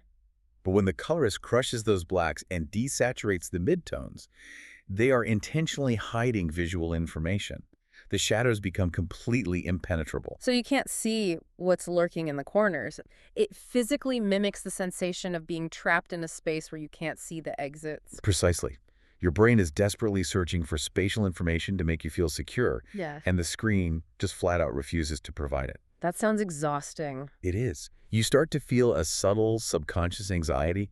The environment of the city, these towering government buildings, they lose their distinct edges and just bleed into this imposing, hostile darkness. And the director pairs that lack of visual data with another technique called 3D parallax.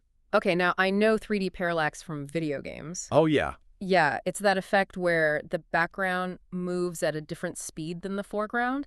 Like, if you are running forward in a game, the mountains in the distance barely move at all, but the trees right next to you whip by super fast. Exactly. It creates an illusion of depth on a 2D screen. Right.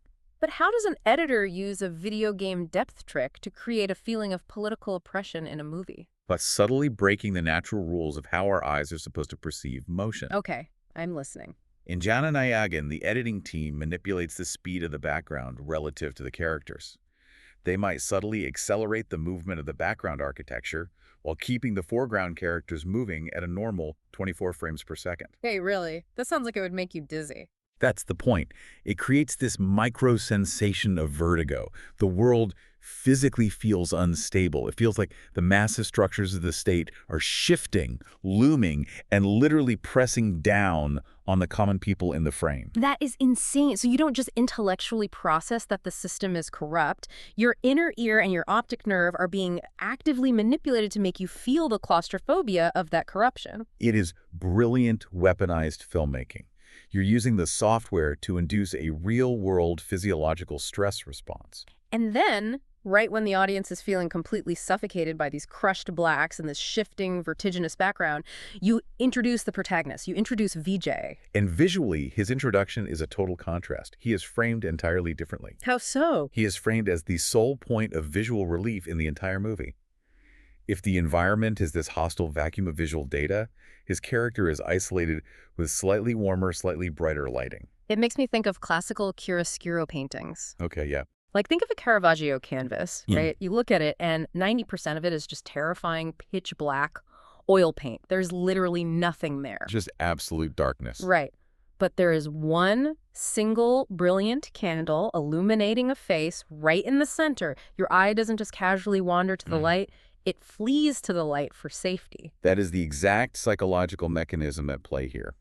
Before his character even opens his mouth to speak a single line of dialogue about justice or revolution, the audience is physiologically desperate for him. They need him to be on screen. Yes. Their eyes are craving the visual warmth he brings to the frame. The visual language itself dictates that he is the only truth in a landscape of deliberate obscurity. Okay, so we have this masterfully crafted, oppressive visual prism, and the audience is stressed out just looking at it. And the warm light stepping into this prism is our protagonist. The hero arrives. And here's the thing, he doesn't walk in carrying a megaphone. Yeah. He isn't some young, fiery student leader ready to take on the world. He is a retired police officer. Right. And I have to be completely honest with you, I groaned out loud when I realized that. You didn't like the setup. I mean, the retired cop with nothing left to lose who gets pulled back in for one last job, that is easily the most exhausted, lazy trope in the entire history of action cinema. It's definitely a classic staple of the genre. It's a cliche. How does this film take such a tired cliche and actually build a believable grassroots political awakening out of it? Look, I completely understand the skepticism. On the surface, it sounds generic. But we really have to analyze what a police badge actually signifies in the realm of political theory. Oh, okay. You have to ask yourself, why did the director intentionally make him retired Yeah. rather than an active duty maverick super cop? Well, usually in these movies, it's just to give him a tragic backstory and, an excuse to break the rules and shoot up a building without getting fired by his captain. In a standard Hollywood action movie, sure. Yeah. But in a film that is actively serving as a political manifesto, it is entirely about the mechanics of institutional power. Institutional power. Okay, break that down for me. Think about it. If the protagonist is an active duty police officer, what is he fundamentally doing? He is using the tools provided by the state. A badge, a gun. Right. A badge, a gun, a precinct, the legal code itself. He uses those tools to fix anomalies within the state. Oh, I see where you're going with this. That narrative implies that the system is basically sound, right? It just has a few bad apples that need to be cleared out by a good cop. Oh, wow. I never thought about it like that. If he's a cop, the system still fundamentally works. The institution is the hero. Exactly. But Jana Nayagan is arguing that the system is entirely structurally broken. Can't be salvaged from the inside. No. So by making the character retired, the narrative violently strips him of all institutional power. He has absolutely no authority, no backup, no legal jurisdiction. He's just a guy. When he fights the corruption, he cannot rely on the mechanisms of the state. He is forced to navigate the oppression exactly as a common disenfranchised citizen would. So the lack of a badge is the entire point. It is the core message. It tells you, the listener, that you cannot just sit around and wait for the authorities to police themselves. The institutional tools are useless because the institution itself is the enemy. Exactly. The revolution has to come from the outside. It has to come from the citizenry. Precisely. It shifts the entire power dynamic of the narrative.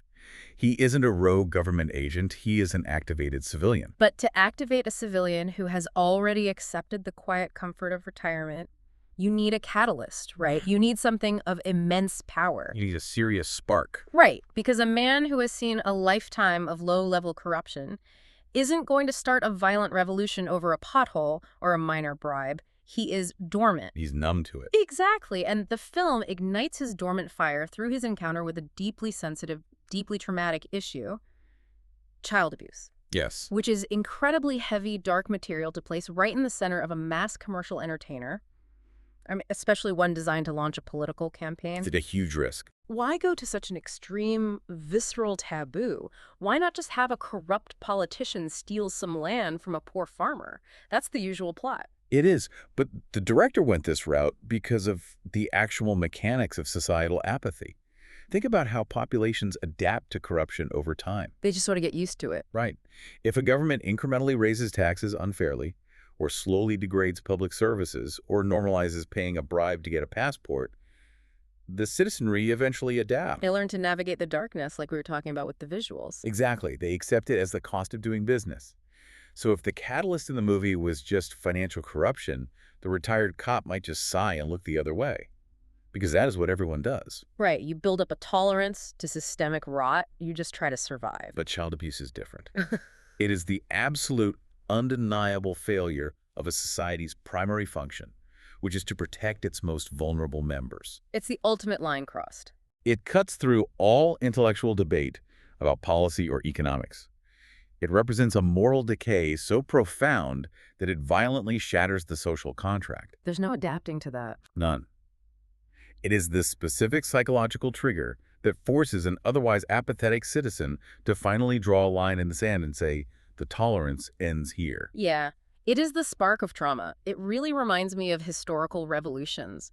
Populations will endure decades of economic hardship and oppression, but it is often a single, highly visible, morally repugnant act by the state that finally tips the scales. It pushes people into mass mobilization. Exactly. So the film uses this visceral trauma to wake up the hero.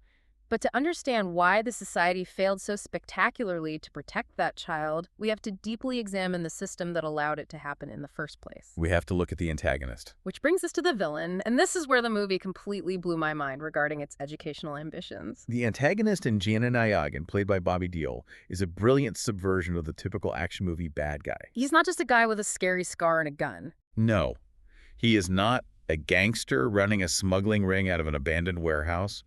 He is not a psychopath with a private army of mercenaries. Then what is it? He is the physical embodiment of a complete business monopoly and a totally corrupt political nexus. Okay, let's dig into the mechanics of his villainy, because I feel like a lot of movies throw around words like monopoly or corruption as vague buzzwords, just to sound smart. Oh, absolutely. It's usually just set dressing. Right. But this film gets incredibly specific about how he operates, doesn't it? It does. And he uses a deeply fascinating framework to do so. Have you ever looked at how civics is taught in India? Broadly, maybe. But Yeah. tell me more. Well, in middle and high school, students are taught the fundamental mechanics of democracy through a very standardized curriculum. Primarily, these are the NSART textbooks for classes 6 through 12. Okay, the standard government textbooks. Right. These textbooks are essentially the foundational documents of civics education. They teach the separation of powers, the necessity of an independent judiciary, the role of the executive branch, The basics of how a government should run. and specifically, the vital importance of decentralization. They emphasize systems like the Panchayati Raj, which is meant to empower local village councils. Right, the textbooks lay out this almost utopian blueprint for how a healthy state is supposed to function for the welfare of its public. Exactly. So what the script for Jana Nayagan does, which is brilliant, is take that exact curriculum chapter by chapter and invert it. Wow. Bobby Deol's character operates as the literal antithesis of every single lesson in those middle school textbooks. Here's where it gets really interesting to me. I was trying to wrap my head around how he actually wields power in the movie. Because if he isn't just shooting people in the streets, how is he controlling the state? What did you come up with? Well, it hit me. He is like a malicious computer hacker. Oh, I like that analogy. Right, but instead of hacking a server or writing computer code, he is hacking the foundational code of the democracy itself. That is the perfect way to look at it. He is a systemic exploiter. Let's take the concept of the Panchayati Raj that I mentioned earlier, local, decentralized power. Where local people decide what happens to their village. Right. The textbooks say local people should make decisions about their own land. Bobby Deal's character doesn't send armed thugs to beat up the local council to take their land. That's too old school. It's too messy. Instead, he manipulates a complex web of land acquisition laws, environmental clearances, and bureaucratic blind spots to legally centralize the ownership of that land under a massive shell corporation. He finds the zero-day exploits in the Constitution. He absolutely does. Where the textbooks teach checks and balances between branches of government, he doesn't necessarily assassinate judges who rule against him. He buys them. Not even directly. He funds the political campaigns of the executives who appoint the judges in the first place, effectively neutralizing the judiciary through financial leverage rather than violence. That is so insidious. He uses every conceivable legal loophole to create a massive, unassailable power hierarchy. If we connect this to the bigger picture, the conflict between Vijay and Bobby Deol isn't just a physical brawl at the end of the movie. It's an ideological war. Yes. It is power centralization, which is basically monopoly capitalism disguised as governance going up against genuine, grassroots public welfare. Imagine being a high school civics student sitting in that theater. Mind-blowing. You spend your entire week reading these incredibly dry, idealistic textbooks, and then you go watch this film on the weekend, and you see the exact mechanisms you are studying being weaponized in real time. It is, quite literally, an inverse civics lesson. The movie teaches you how democracy works by showing you the exact anatomical breakdown of how it fails. It is a terrifyingly realistic portrayal of modern institutional decay. It moves the whole concept of evil away from individual acts of malice, right? And it places it squarely in the realm of bureaucratic and systemic exploitation. Which is much harder to punch in the face. Exactly. But here is my major concern with that approach. Okay, what's the concern? A purely ideological clash between a hero representing the disenfranchised citizen and a villain representing centralized monopoly capitalism sounds like a university debate. It sounds a bit dry.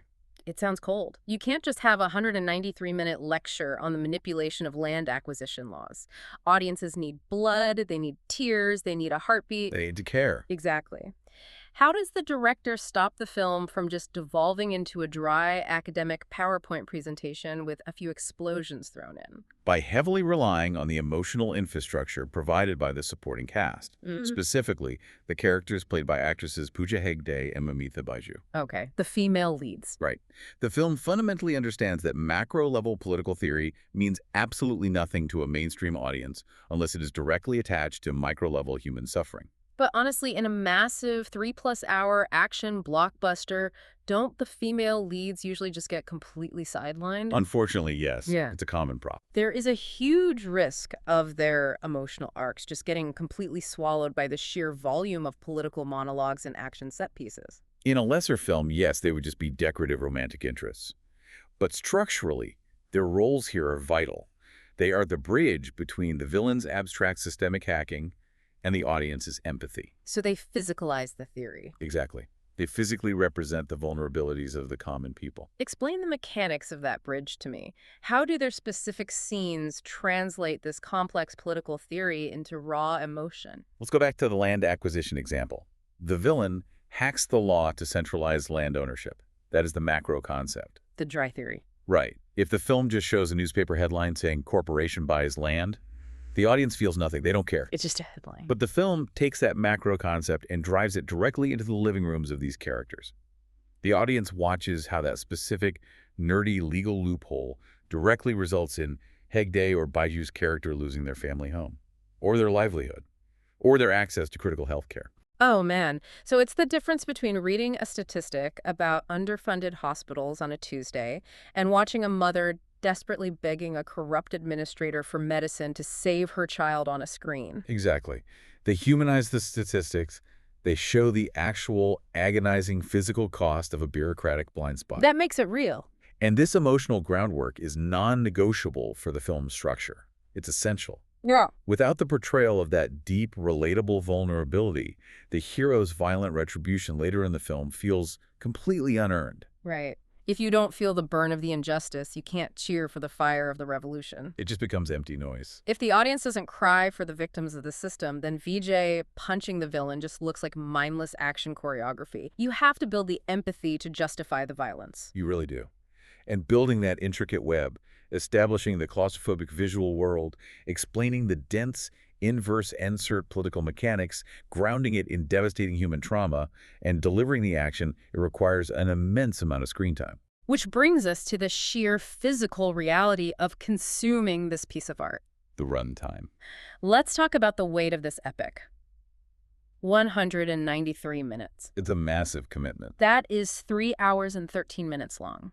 In an era where people can barely sit through a 60-second short-form video without swiping to the next one, asking an audience to sit in a dark room for over 3 hours to watch a heavy, politically dense action film is a massive, massive gamble. It's defying modern attention spans entirely. I have to imagine that causes severe fatigue for the viewer, especially in the second half when they are really digging into the heavy exposition. It absolutely causes fatigue, and any serious analysis of the film has to acknowledge that. It's not a breeze to sit through, but we need to look at the psychology of the pacing here. Okay. The director is attempting something incredibly difficult. He is delivering an edutainment package. Edutainment. Education and entertainment. Right. He is trying to blend high-octane action with a rigorous education on civil rights. If you want the audience to truly understand how the villain hacked the democracy, you cannot just rely on quick, snappy montages. You can't speedrun constitutional law? You can't. You have to take the time to actually explain the policy failures. So the fatigue is almost a necessary byproduct of the film's ambition. You just can't condense a dense civics lesson into a 5-minute fight scene. You'd lose all the nuance. But there has to be a mechanism to keep the audience from just checking out completely or, walking out of the theater to get a coffee. And from what I understand, the secret weapon combating that fatigue isn't the script or the visuals. What is it? It is the sonic glue holding the entire massive structure together. I am talking about Anirudh Ravichandra's electrifying background music, the BGM. Ah, yes. Anirudh's score. Yeah. It's a phenomenal achievement in audio design. And it functions as much more than just a catchy musical accompaniment. It does some heavy lifting. When dealing with a 193-minute runtime, the visual cortex and the intellectual centers of the brain get legitimately exhausted. The BGM acts as a direct neurological stimulant to counter that. Okay, how does that actually work on a physical level in the theater? It is largely about frequency and heart rate manipulation. Oh, really? Yes. The score is heavily reliant on sub-audible bass frequencies and specific rhythmic structures that are designed to build physical tension in the listener's body. So you feel it before you hear it. Exactly. During the dense, exposition-heavy scenes where the political theory is being explained, the music might hum at a low, anxious frequency. It keeps the audience's nervous system slightly on edge, awake. Keeping them engaged. And then when the exposition breaks and the action finally begins, the music erupts into these massive cathartic crescendos. Oh, man. It's like you were sitting in a 3-hour university lecture on constitutional law, right? And your eyes are glazing over from all the heavy theory. You are about to literally fall asleep on your desk. And right at that exact moment, someone injects you with a massive shot of espresso. That is exactly what it feels like. The music violently and brilliantly bypasses your exhausted intellect and just pulls you right back into the visceral, thumping thrill of the action. And this highlights the ultimate difference between watching the leaked file on a smartphone in April versus sitting in the actual cinema. The hardware difference. Think about the physical space of the theater.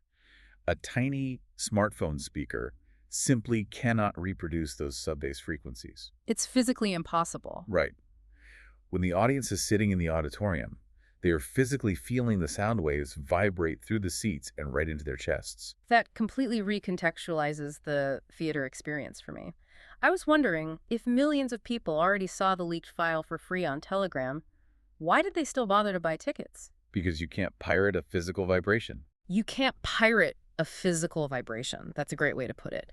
They are held in place by the communal physical sensation of the score. It's an event. The music transforms the viewing from a solitary intellectual act on a phone into this collective physiological experience in a crowd.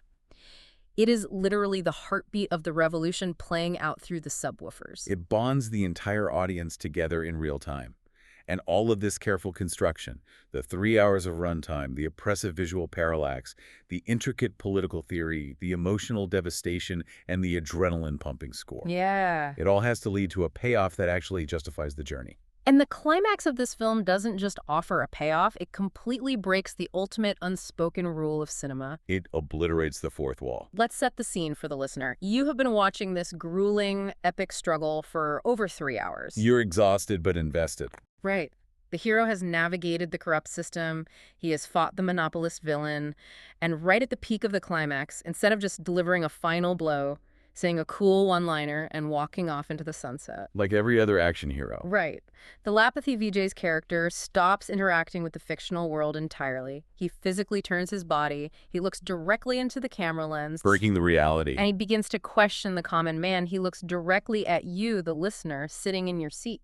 It is a staggering artistic choice, and it completely shatters the illusion of safety that a movie theater usually provides. So what does this all mean? Why break the reality of the movie right at the absolute most crucial moment? Because this raises an important question about the medium itself.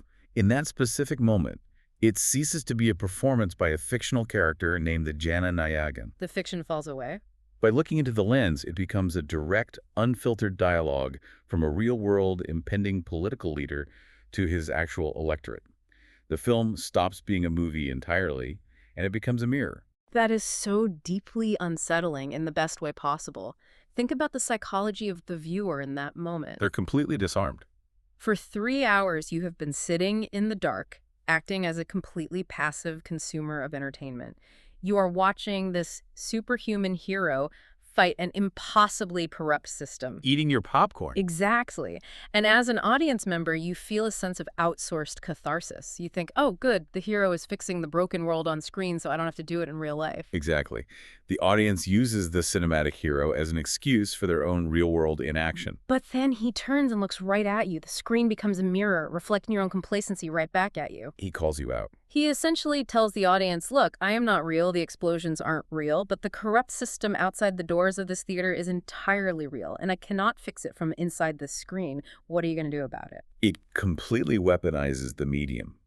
It forces the audience to transition in real time from being passive consumers of pop culture into active participants in their own governance. The ultimate lesson he delivers is that the public has the absolute power to reclaim their rights.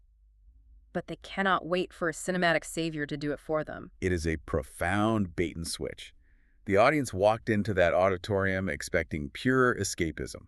They paid for distraction from the heavy realities of their everyday lives. And they walked out having been directly, personally challenged to dismantle the systemic corruption governing those very lives. You come for the popcorn, and you leave with the political mandate. And that brings us full circle on what is truly a monumental cultural event. It's been an incredible journey to analyze. We started by looking at the bizarre reality of a massive political manifesto being distributed through late-night telegram leaks and battling election commission censorship. The real-world drama before the curtain even went up. Then we explored how the editing bay used DaVinci Resolve to literally restrict visual data and create a physiological sense of claustrophobia with parallax effects. Building the prison. We broke down how the script brilliantly weaponized middle school civics textbooks to create a terrifyingly realistic systemic villain, all grounded by the devastating human reality of the supporting cast. Humanizing the statistics. We felt the sheer exhausting weight of a 3-hour epic held together by the neurological manipulation of a booming musical score. The sonic glue.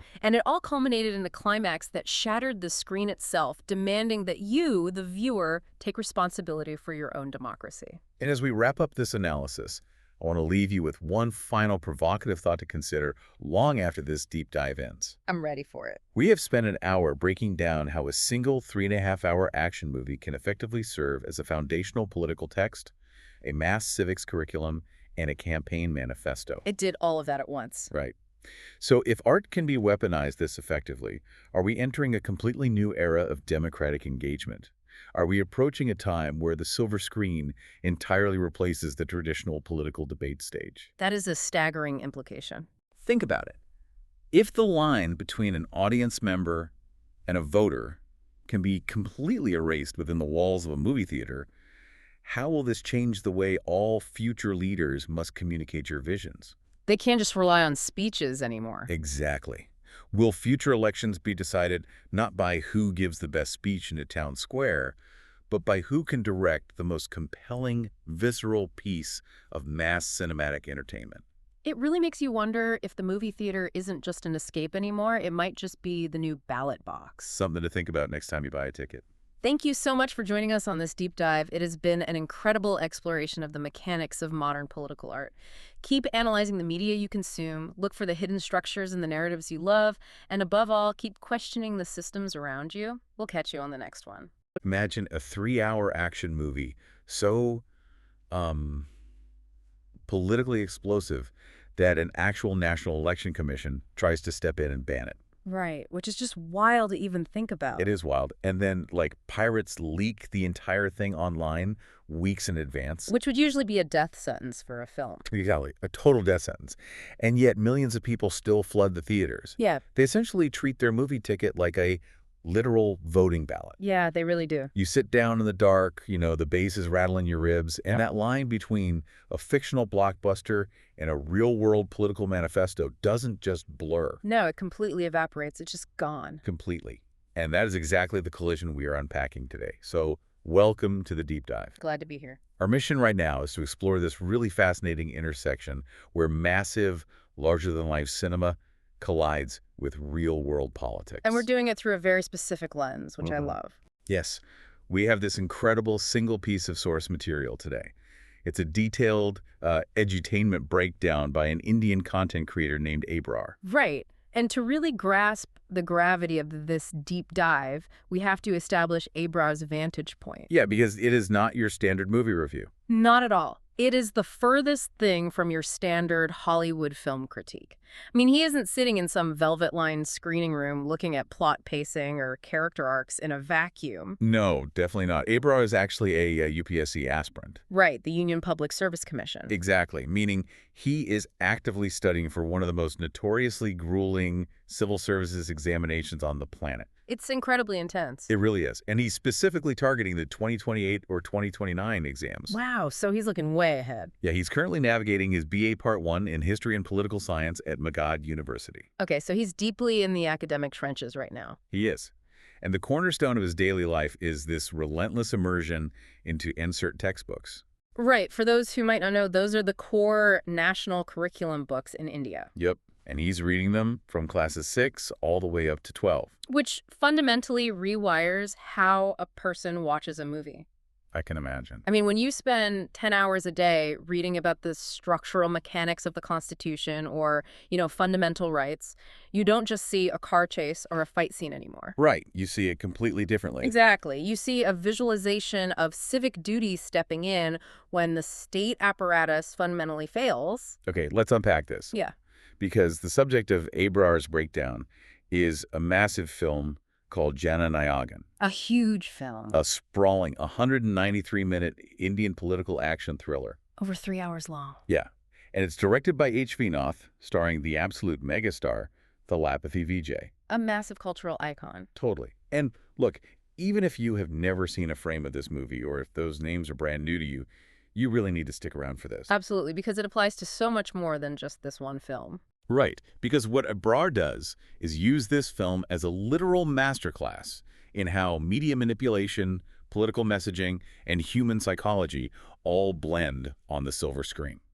The way the film sets up its inciting incident is a textbook example of that manipulation. Oh, tell me about it. So the plot initially presents Thalapathy Vijay's character as just an ordinary retired police officer. Kind of a standard trope, right? Right. He has stepped away from the system. But his quiet reality is shattered by a deeply traumatic incident involving child abuse. Now, hold on, because when I first saw that in the source, my initial reaction was, well, we are walking right into the classic vigilante trope. Oh, totally. The man pushed too far. Exactly. A man wronged by society takes the law into his own hands because the courts are just too slow. We've seen that 1,000 times. We have, yeah. But Jana Nayagan uses that trope as a Trojan horse. Really? How so? Well, it doesn't stay hyper-focused on this single act of revenge. Vinoth takes this deeply intimate, localized trauma, and he uses it as the ignition switch for a massive, sprawling revolution. Yeah, it becomes a revolution against entirely corrupt political and corporate monopolies. The scope goes from a single household to the entire state infrastructure. Which perfectly aligns with Abrar's perspective. Completely. Because he explicitly states that he refuses to watch this 193-minute film as a standard masala movie. Right, that blend of action, romance, and comedy. Yeah, Abrar's brain is marinated in Class 9 democratic politics textbooks. Which is such a great way to put it. So he analyzes the film as a literal cinematic case study of the democratic system and fundamental rights. He really breaks it down academically. But I have to ask, why use such a horrific, deeply personal trigger like child abuse to start a movie about systemic corruption? It's a great question. I mean, if the movie's about political reform, why not start with a rigged election or some massive financial scam? Well, because systemic corruption is inherently abstract. Honestly, it's boring. Right, doesn't really grab you. Think about it from a neurological standpoint.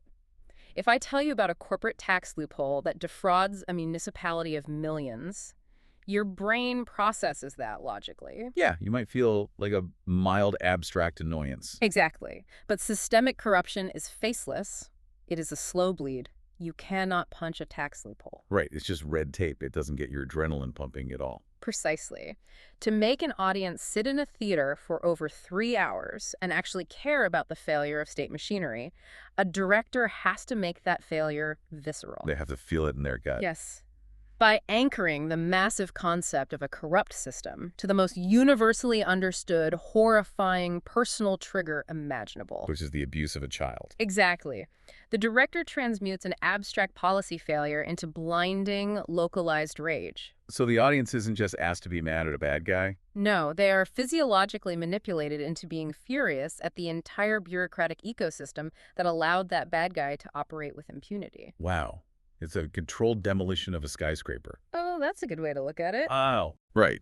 Like if you want to bring down a massive towering structure of steel and concrete, you don't just start hitting the sides with a sledgehammer. No, that would take forever. You find the absolute most vulnerable, load-bearing point at the foundation, and you place a single, highly concentrated explosive charge right there. Right at the weak point. Exactly. Mm-hmm. The child abuse incident is that spark. It's small, localized, but it is placed so precisely that the resulting chain reaction brings down the entire corrupt power dynamic of the city. What's fascinating here is how seamlessly Abrar connects that cinematic controlled demolition to his studies. How does he do that? Well, in those insert civics books he's reading, there are entire chapters dedicated to the social contract. Oh, right. The idea that citizens surrender certain freedoms to the state in exchange for protection. Exactly. So when Vijay's character goes rogue, Abrar doesn't just see an action hero. What does he see? He sees the literal collapse of the social contract. The state failed to protect the most vulnerable, therefore the citizen reclaims his monopoly on violence. Man, that is deep. But that raises the next logical problem for a filmmaker, doesn't it? Which is? If the hero is fighting something as massive and invisible as the system, who does he actually fight on screen? Right, you can't just fight a concept. Exactly. You need a proxy. You need a physical embodiment of a faceless monopoly to actually punch in the face. And this is where the production design and casting work in tandem to create something incredibly sinister. Okay, tell me about the villain. So the main antagonist in Jana Nayagan is played by Bobby Deol. A huge presence on screen. Huge. But he is not cast as your typical street-level thug or some screaming warlord. Right. He plays a man who sits at the top of a completely ruthless corporate monopoly. Oh, wow. And Abrar brings another really fascinating layer of his own life into this part of the analysis. Yeah, he does. Because aside from his UPSC prep, Abrar is actively studying financial markets. Which is a whole other skill set. It really is. Yeah. He specifically mentions analyzing real-world conglomerates like Sun Pharma and L&T. Oh, really? Using what? He uses the investing platform Grow. Ah. So he takes his real-world understanding of market capitalization, hostile takeovers, and market suffocation, and he applies it directly to Bobby Deal's character. That's just so smart. Yeah, Abrar points out that the film captures the terrifying reality of how a monopoly doesn't just beat its competitors. It suffocates the entire ecosystem. Exactly. And to convey that suffocation visually, the filmmakers made very specific, highly calculated aesthetic choices. Okay, I love visual storytelling. What do they do? Abrar notes that the villain's empire is designed using a premium minimalist approach. Minimalist. For a villain. Yes. The entire corporate branding, the set design, the wardrobe, it is all strictly limited to a navy blue and white color palette. Navy blue and white. And it heavily utilizes elegant serif fonts. Okay, I have to push back on this a little bit because it feels super counterintuitive to me. How so? Usually, if you want an audience to feel threatened by a bad guy, you shroud them in shadow. Right, the classic dark layer. Yeah. You put them in a gritty warehouse, you use harsh neon lighting, dirt, leather, you make them look physically dangerous. The old school approach. Exactly. Yeah. So why on earth is the apex predator of this film branded like a high-end wealth management firm? Well, because the nature of what we fear as a society has fundamentally evolved. Really? Yeah. If we look at the psychology of modern anxiety, the physical brute in the alleyway is a very antiquated threat. I guess that's true. We are no longer primarily terrified of a mugger. What keeps modern citizens awake at night is the untouchable corporate entity. Oh, man. You are so right. It's a board of directors who, with the stroke of a pen in a completely sterile room, can lay off 10,000 people. Or decimate a local economy. Deny a life-saving medical claim. Yeah, it's the guy destroying your life while sipping a perfectly pulled espresso in a climate-controlled high-rise. Yes. The banality of evil in the 21st century is corporate, and the visual language of the film reflects that perfectly. How does the color psychology work there? So, in color psychology, navy blue communicates extreme stability, unyielding authority, and impenetrable power. Okay, that makes sense. And white communicates sterility and a complete lack of emotional warmth. Wow. And the fonts, you mentioned serif fonts. Right, serif fonts, the ones with the little feet on the letters. Yeah. They carry tremendous institutional weight. They tell your brain subliminally, this structure has been here long before you, and it will be here long after you are gone.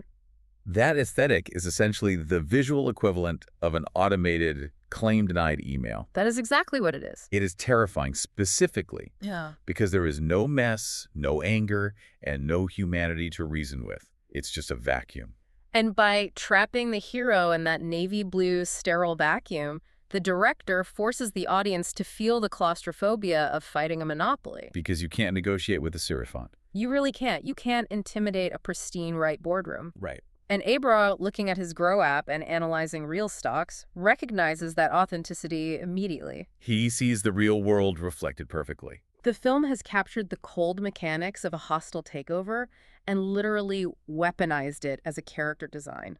But to build that perfectly sterile corporate world on screen, and to successfully contrast it against the messy human reality of the hero, that requires an unbelievable amount of technical execution. A massive amount, yeah. And this brings us to another facet of Abrar, which is just crazy. This guy is a true polymath. He really is doing everything. He isn't just reading history books and tracking stocks. His actual day job is running a digital marketing agency as a video editor.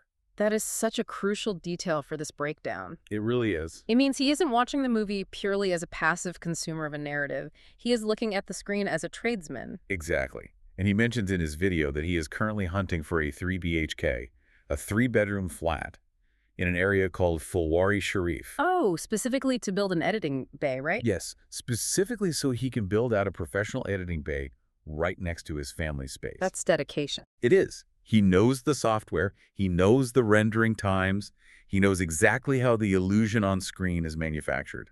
So when he analyzes the film's technical merits, he is bringing a practitioner's eye to it. What does he notice technically? Well, he points out how the post-production team utilized DaVinci Resolve. Which is top-tier software. Right. It's essentially the industry-standard software for high-end color manipulation. And they used it to craft the color grading for Thalapathy Vijay's mass entry. Okay, and for anyone listening who might be unfamiliar with the mechanics of Indian mass cinema, a hero's entry is not just a character opening a door and walking into a room. No. It is an event. It is a highly engineered, visceral event designed to make a theater of 1,000 people erupt simultaneously. Well, it has to have impact. Huge impact. And Abrar notes that the specific use of a dark, gritty, cinematic gray during this entry physically separates Vijay from the villain. Right. And if you think about how DaVinci Resolve actually works, colorists are manipulating luma curves. Okay. They're crushing the black levels in the image. Crushing the blacks, yeah. By crushing the blacks and adding grit to the hero's environment, they are creating a subconscious visual friction. What does that do for the audience?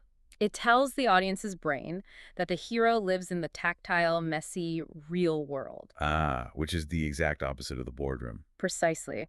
It is in direct, hostile opposition to the sterile, navy blue corporate vacuum we just discussed. Man, it's visual warfare. It really is. Abrar also highlights the use of subtle 3D parallax effects during the action sequences to push the tension literally through the screen. Just adding more and more depth. Yeah, but visuals can only carry you so far, right? Especially with a runtime of 193 minutes. That is a long time to keep someone's attention. It is. And Abrar is very candid that the pacing in the second half of the film dips. Which is natural for a film that long. Right. Visual storytelling alone just can't sustain a human attention span for over 3 hours without some help. Which is why the audio engineering becomes absolutely paramount. Yes. Let's talk about the audio. Abrar singles out the background music by Anirudh Ravichandar. A legendary composer. Completely. And Abrar describes this background music as having stadium-level energy. Okay, but what does that actually mean mechanically? How does a score function as stadium level? Well, in a film of this sheer length and political density, the music stops being merely an accompaniment and becomes a physiological tool. A physiological tool? Yes. I like to think of it as a cinematic pacemaker. Ooh, a cinematic pacemaker. I like that. Think about it. When you have heavy socio-political exposition-like characters explaining corruption or the pacing naturally slowing down to build the narrative, the audience's heart rate naturally wants to drop. Right, they start to relax, maybe lean back in their chair. Exactly. A stadium-level score utilizes specific bass frequencies, aggressive tempos, and booming percussion to literally force the audience's heart rate to stay elevated. It won't let them relax. No, it keeps their adrenaline spiked. It bridges the gap over those slower narrative valleys and demands physical engagement from the viewer. It's fascinating that you have this massive technical machine at work here. So many moving parts. You've got the DaVinci color grading, the 3D parallax, the cinematic pacemaker audio, and then you add veteran actors like Prakash Raj to the mix. Oh, Prakash Raj is incredible. Right. And he's sharing the screen with Vijay for the 7th time here. Which brings all the weight and chemistry of their past collaborations. Plus, Gautam Vasudev Menon elevating that cat and mouse game. It's an incredibly sophisticated automated machine designed to elicit a very specific response. It is, but here's the paradox that Abrar introduces, and it might honestly be the most profound insight in his entire breakdown. Okay, lay it on me. As a video editor who relies on technology to optimize his workflow, he brings up the current explosion of AI tools in the creative space.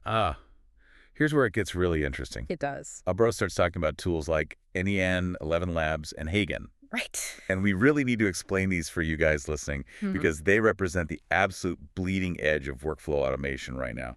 They are changing everything. They really are. Like 11 Labs can clone a human voice with terrifying accuracy. It's uncanny. And Hagen can generate photorealistic video avatars from scratch. Just typing in text. Exactly. And 8N is this node-based automation tool that allows different software applications to talk to each other and execute complex logic chains entirely without human intervention. These are tools designed to eliminate friction. Right. They make creation as clean and predictable as that navy blue corporate boardroom we talked about. Yes, perfect efficiency. But Abrar, this tech-forward editor who loves his tools, suddenly pivots in his breakdown. What does he say? He looks at the performances of two specific actresses in the film, Pooja Hegde and Mamita Baiju. Okay.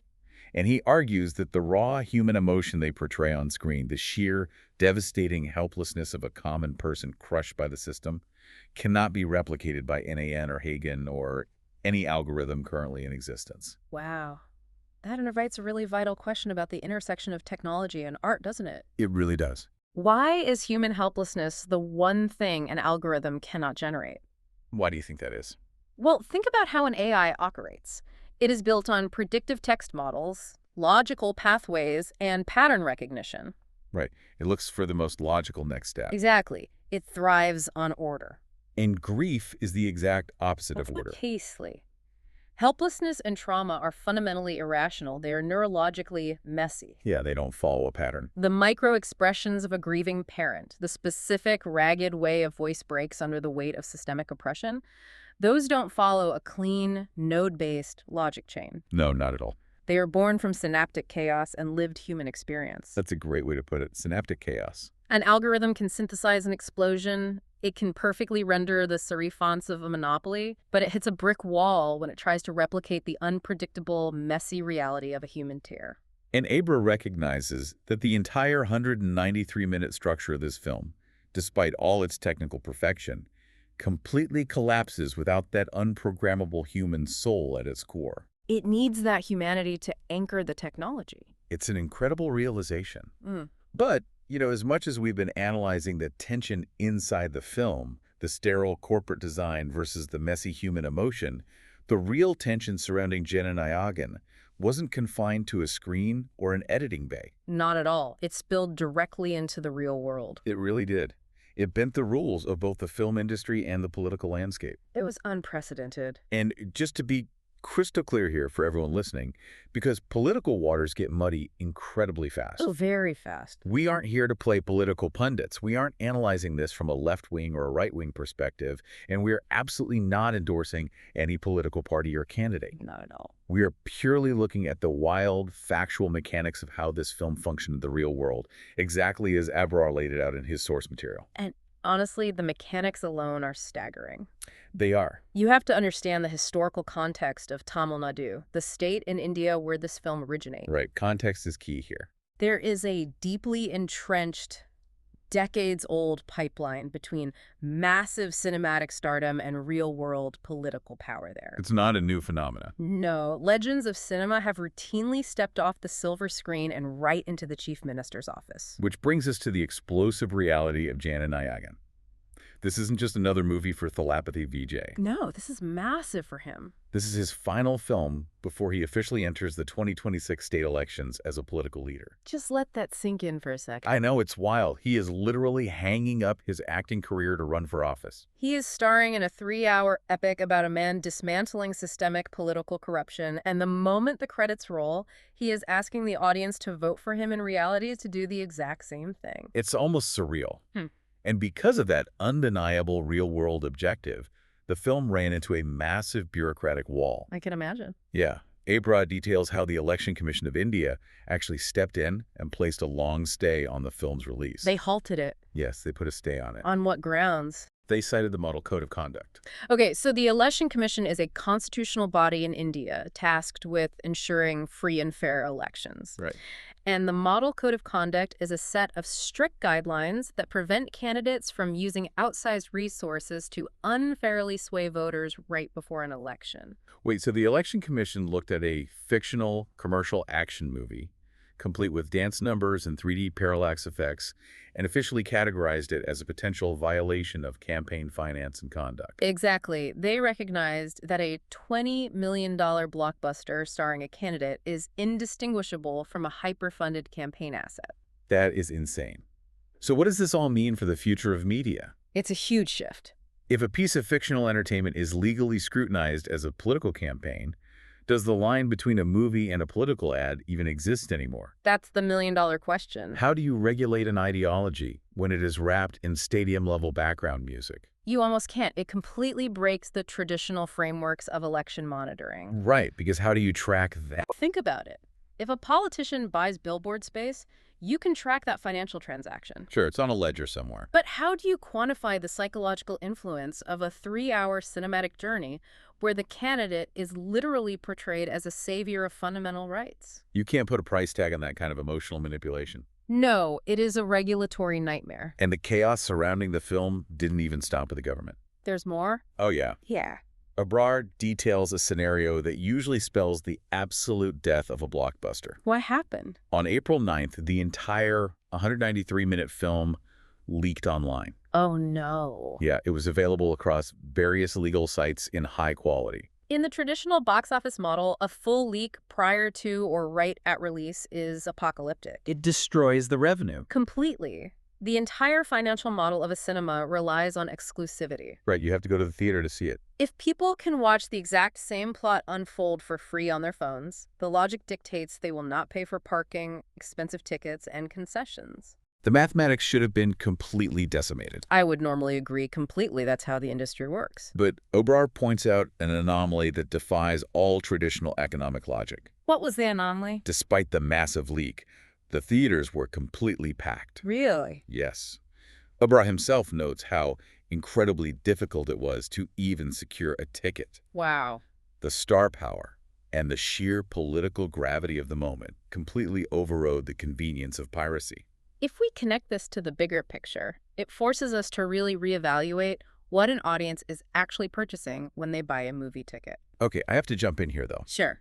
Are we really saying that millions of people buying a ticket to an action movie is a political act? It can be, yes. But isn't it highly probable that people just wanted to see a massive movie star do incredible stunts on a huge screen with giant speakers?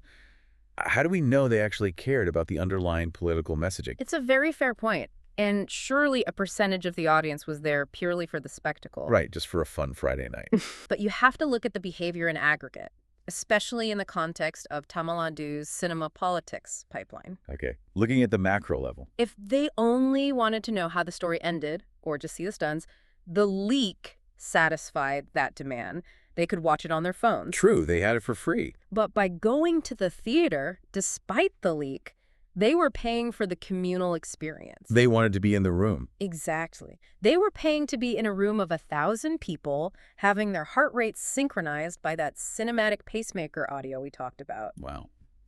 In this specific context, with the star announcing his political entry, buying a ticket transitioned from a simple transaction for entertainment into a public statement of allegiance. A statement of allegiance. They weren't just showing up for a movie, they were showing up for a rally. That perfectly frames the climax of the film, actually. How does the film end?